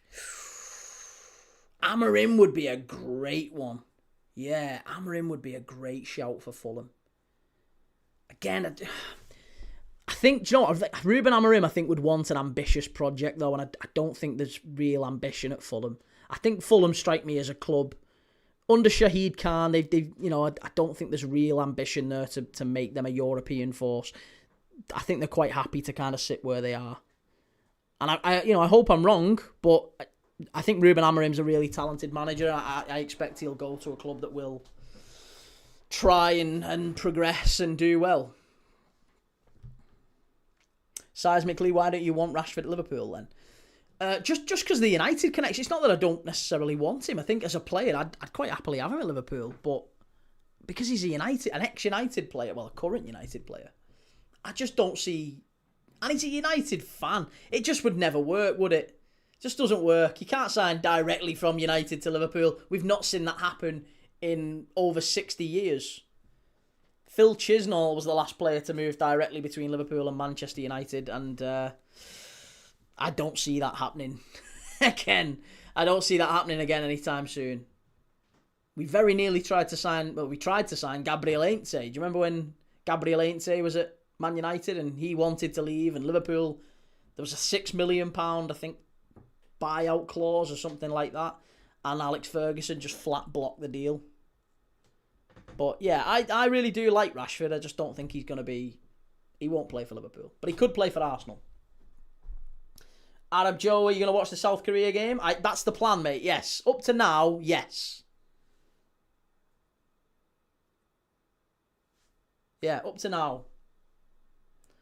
Pete, Middlesbrough, 3 bites at the cherry. Now that's a piss take. Great ball. Should be 3. Oh, has he missed it again? Oh, Morgan Rogers. We've missed some chances in this game. That's a great pass. Eze through to Rogers, right-footed. Oh, he got to stick it away. He's one-on-one with the keeper. It's a great pass, that, from Eze. Oh, he just puts it wide. So poor. What about the Canada game? Canada's 8 o'clock, yeah. Doing Canada versus Bosnia. That's 8 o'clock. I'll be doing that one. And then USA v Paraguay, 2 a.m. the night after, or the morning after. So that's the plan. The plan is to do all of those. South Korea, Czech Republic, Canada, Bosnia, USA, Paraguay, and then I'm going to skip Qatar versus Switzerland, and I'm going to do Brazil, Morocco, 11 p.m, Scotland, Haiti, 2 a.m. So that's kind of the first 3 nights of World Cup football. I'm going to skip Qatar v Switzerland, and I'm also going to skip Australia versus Turkey, which is a 5 a.m. kickoff. I'm going to go and get in bed for that one. Rashford would bring more than Martinelli and more pace than Trossard. Love them both, but Rashford's very good. Yeah. Friggin' Rodgers, I was counting me 55, then he bloody missed a sitter. Have you got money on him scoring again? Ball down the right-hand side, pull back. That's going to be a free kick, England. How's the fam doing? All good, mate. Yeah, all good. Yeah. I went and picked my little girl up from school today. Not going to see a huge amount of her over the next, 6, 7, 8 weeks, whatever it is for the World Cup. Just going to get kind of bits here and there. On the weekends, we'll still do little bits, but I'm basically doing 3 games a day, every day for the World Cup for the next 6 weeks, so it's a lot of work. And unfortunately, when I'm awake, she's going to be either in bed or in school. So I've got to kind of grab hours here and there with her, which frustrating, but it is what we've got to kind of do. It's what we've got to do once every 4 years. Do you think Sage will do well at Palace, Key? Yeah, mate, we were talking about it before. I think he's a talented boy. Done well at Lens. Very, I won't go as far as similar to Glasner, but he's closer to Glasner than the other choices they were looking at. There was talk of him appointing Areola before he went to Liverpool, but there was also rumours about them going for Bordelas at Getafe. Dan, Turkey v Australia, 5 a.m. Where are they playing? No idea. Turkey, Australia is a 5 a.m. kickoff June the 14th. Clarky, are you doing a game on my birthday, Key? When's your birthday? Tell me when your birthday is. Probably. I would imagine so. It's Pete's birthday on June. I don't know if you're still in the chat, Pete. Pete Greenall. Oh, it's Pete's birthday on the 17th. That day we're going to be doing Argentina versus Algeria at 2 a.m. if you're awake, Pete. And then we're doing Portugal v Congo and England versus Croatia. England's first game with Croatia. Who decided to put Scotland at 2 a.m? Everyone will be off full of Bucky. Yeah, they'll all be on Bucky. There'll be no work on Monday morning. Absolutely not. Everyone will be buck-fasted out. Birthday's the 18th. Oh, right, okay. Well, yeah, the 18th, I am live for Switzerland versus Bosnia. Don't get too excited. Switzerland, Bosnia, 8 p.m. And then I'm doing Mexico v South Korea at 2 a.m. I might do Czech Republic versus South Africa, which is a 5 p.m. kickoff as well, but I don't know yet. Rosenior is in talks with Ipswich too, according to Sky. Liam Rosenior to Ipswich would be an interesting one. Ben, have you moved away from England? I haven't moved away from England, not yet. The plan is to move probably later this year. Or early next, who knows. You're missing the Turkey v Australia game. That's game of the tournament after Egypt v Iran.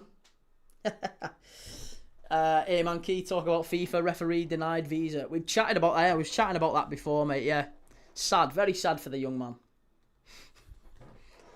Very sad.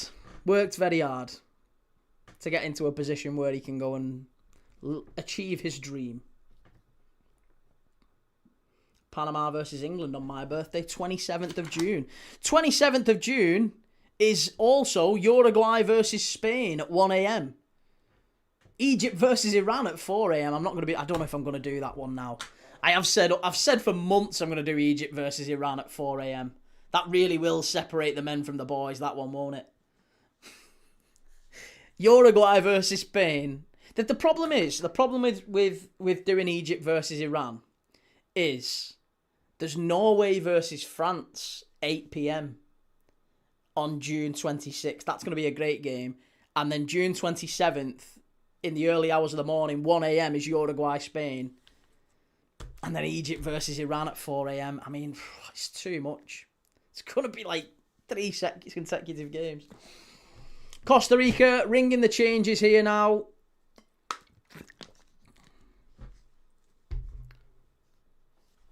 Five weeks of the World Cup, everyone, and then new season. Well, at the end of the World Cup, you've got some Champions League qualifiers and Europa League qualifiers and Conference League qualifiers and all that sort of stuff. So, yeah. Sarah, your birthday on the 20th. Christ, you've got a lot of birthdays on the 20th of June.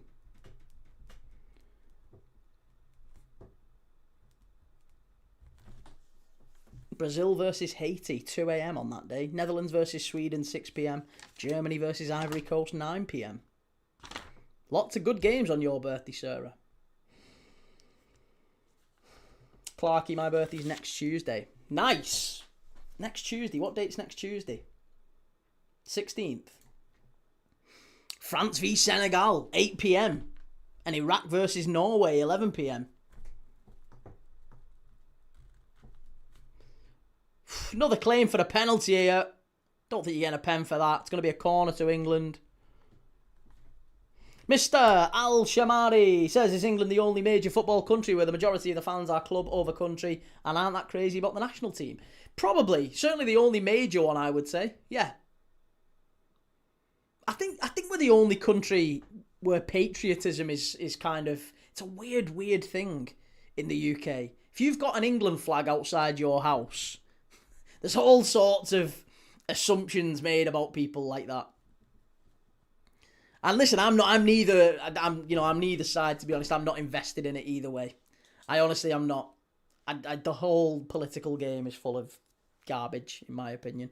It's just two sides, both of whom I don't really see eye to eye with.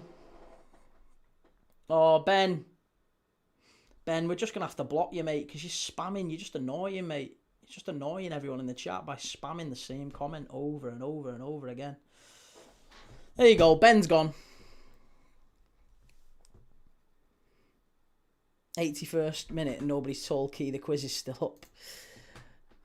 To be honest, I meant to put the chat. It's just so difficult when these games are... there you go. We'll have Mr. Al-Shamari's chat up. There's matches between the World Cup and the new season. New season starts 22nd of August. Oh, of course there is. Yeah, there's loads of matches between then. Got European qualifiers. There's the Championship starts early August as well. Yeah, loads of games going on. It's the same for most big European countries. They'd rather win the Champions League than their country win the World Cup. Oh, I don't know about that, you know. I feel Spain is very, very united. Portugal, there's Portuguese flags everywhere. I mean, I don't know. France, certainly not. France are very, very patriotic when it comes to Les Bleus. Oh, must be. Oh, cleared away. Good defending from Costa Rica again. MB says England are a terrible watch. They're not. It's been a decent game, this. It's been all right. A decent performance. Again, it's a friendly, so you can't put too much stock in this type of a game. I think when you leave England, you see what everyone else sees, the media and the constant talk of 66th. It's rammed down your throat. Yeah, it's true. It's very true. Prem fixtures on the 19th of June. Can't wait. I didn't know that, you know. 19th of June. We'll have to... What games are on the 19th? Ooh, USA v Australia, 8 p.m. Scotland, Morocco, 11 p.m. I'll probably be in bed when the fixtures come out, because it'll be a 9 a.m. release, won't it? It'll be like a 9 a.m. release, all the Prem fixtures. I'll be in bed. I'll be asleep. So annoying, that. I'll be sleeping at like 9 a.m. through to maybe 5, 6 p.m. And then waking up for USA, Australia at 8 o'clock. Ball whipped in, cleared away by Costa Rica, and it's back out to the corner taker. Bukayo Saka, edge of the box. Eze, hit it! Oh, what are you doing? Rodgers, hit it! Oh, so stupid. Why have we dallied there? Key, don't look at the fixtures until you come on stream. All right, okay, we'll do that, yeah. The fixtures come out on what? The 9th? Well, it was the 19th, wasn't it? So, yeah. USA, Australia at 8 p.m. When I come on stream, we'll look at the fixtures together. Arab Joe, I need to go to sleep at 8 a.m. and leave for work at 12. Oh, God. Lucky you.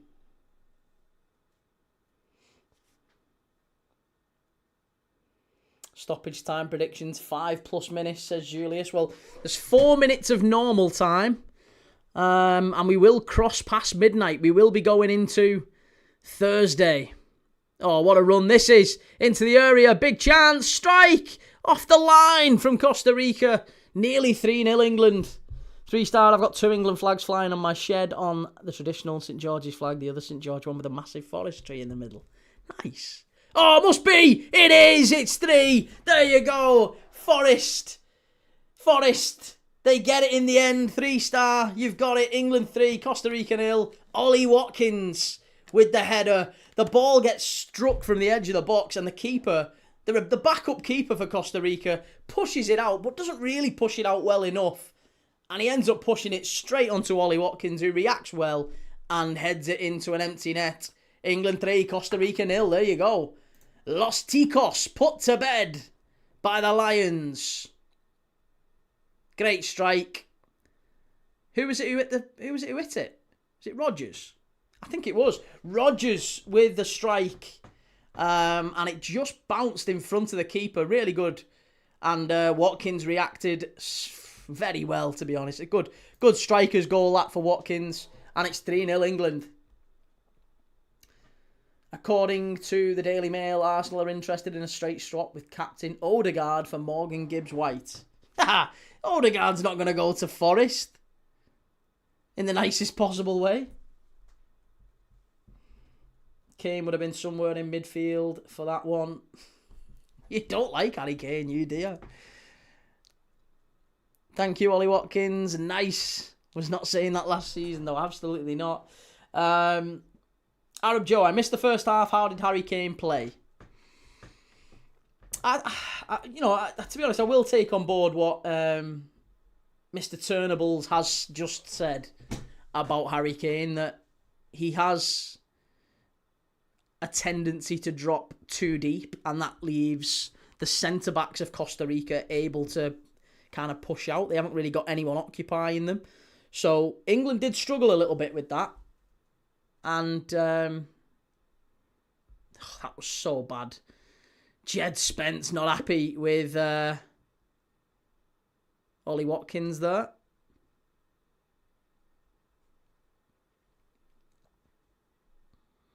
A little bit of a miscommunication between Jed Spence and Ollie Watkins. Anfield Vortex just saw the goal came about 3 years behind you. Well, listen. There's a surprise tomorrow on the Matchday Tavern. There is a surprise. I've got opening credits. So I want you to try and get here early for kickoff if you can, for the start of the stream. Get here early and you'll see the new Matchday Tavern opening credits. We've got theme music. We've got theme music tomorrow. The Matchday Tavern opening credits tomorrow. And we've got a nice outro as well. So I've tried to make the channel a bit more professional, a bit more on brand. So yeah, we've got a cool opening credits countdown. So check it out tomorrow. That'll be going live. Oh, nearly 4-0. Great strike from Saka. And it just dribbled across the front of the goal. 6 added minutes as we cross midnight.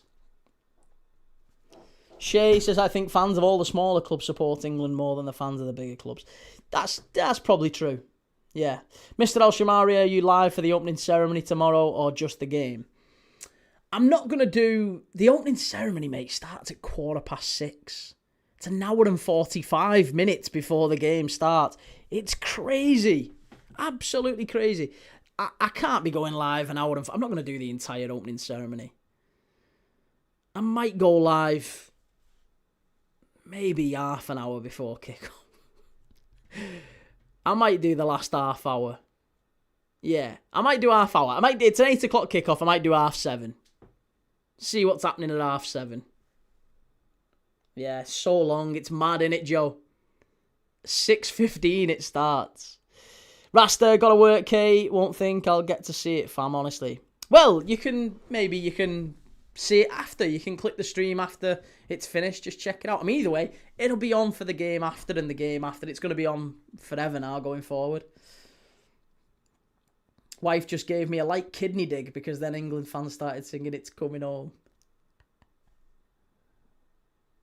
English fans want to see their club players play more than England doing well. Strike! Oh, again, big deflection. Nearly 4-0. Eze with a shot from the edge of the box.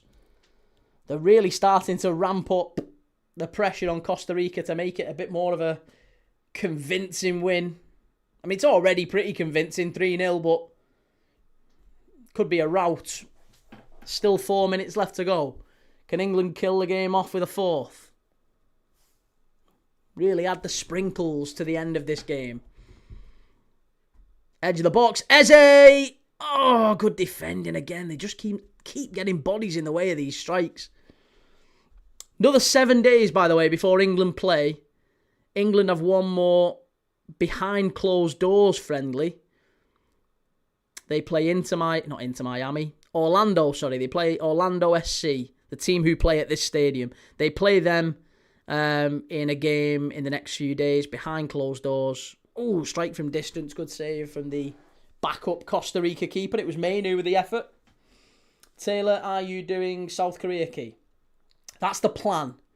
Yeah, I've managed to sort my sleep schedule out to a degree. I'm not tired. It's midnight. I'm not tired at all. I was awake till about 6 a.m. last night. I need to be regularly staying up till 6 a.m. so that I'm not tired when it gets to, the South Korea stream at 3. I need to be able to stay up. So if I can stay up till 6 tonight, chances are probably all right. Probably will do the South Korea game. If I can't, then I'll see. I might not. That's the plan. Up to now, yes, I am doing it.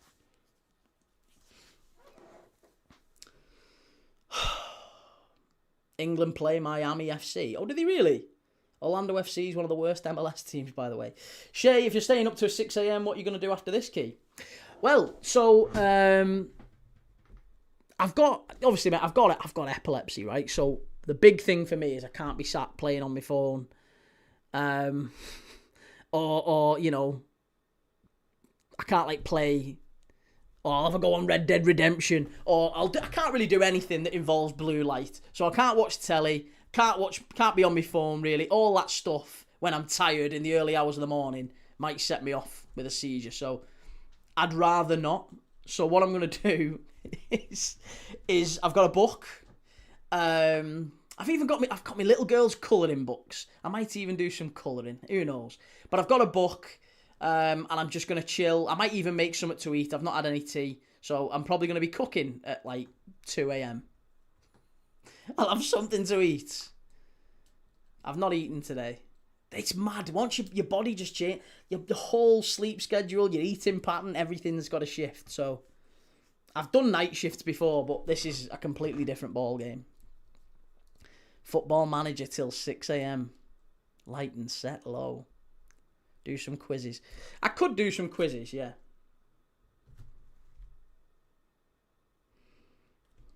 Taylor, I've got a balanced college in the World Cup. I'm going to try and watch as many games as I can. Mate, you know what? College has got to come first. So make sure you get your work done. Don't let the World Cup get in the way of that sort of stuff. This is my job at the end of the day. So you know I've got to squeeze as much out of this as I possibly can. So I'm trying to do as many games as I can without it affecting health. When do you get time to see your family then? It's a mad sleep schedule. This is it. I've kind of...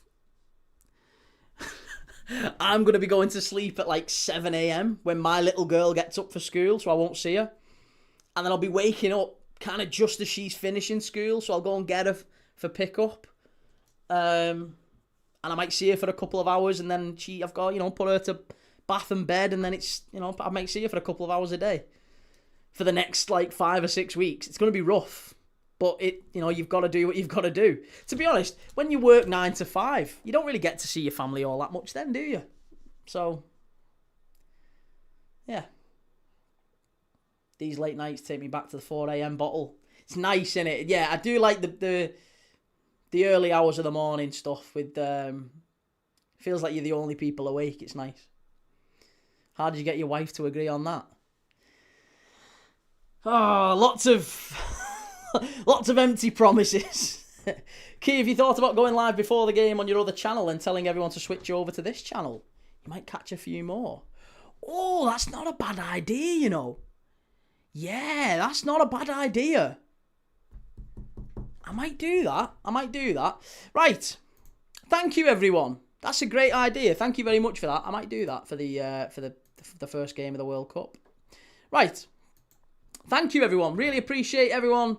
I will see you all tomorrow for the first game of the World Cup. 8 o'clock kickoff. Mexico versus South Africa. Raul Jimenez versus Burnley's Lyle Foster.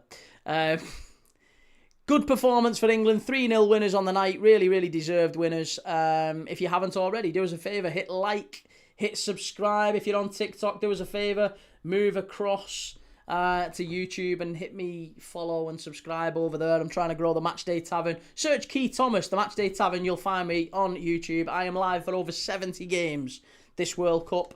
I'm going to be live for tomorrow's Mexico-South Africa and also the early hours games. South Korea versus Czech Republic, 3 a.m. kickoff here in the UK. USA-Paraguay, 2 a.m. Scotland-Haiti, 2 a.m. There's a lot of early hours games coming up in the next few days, and I'll be live for every single one of them.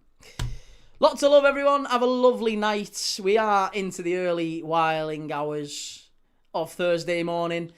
Enjoy whatever you're doing tomorrow. Work, college, school, whatever it is you're doing with your day. And I'll catch you maybe for tomorrow night's World Cup presentation, opening ceremony. Have a nice night. Take it easy.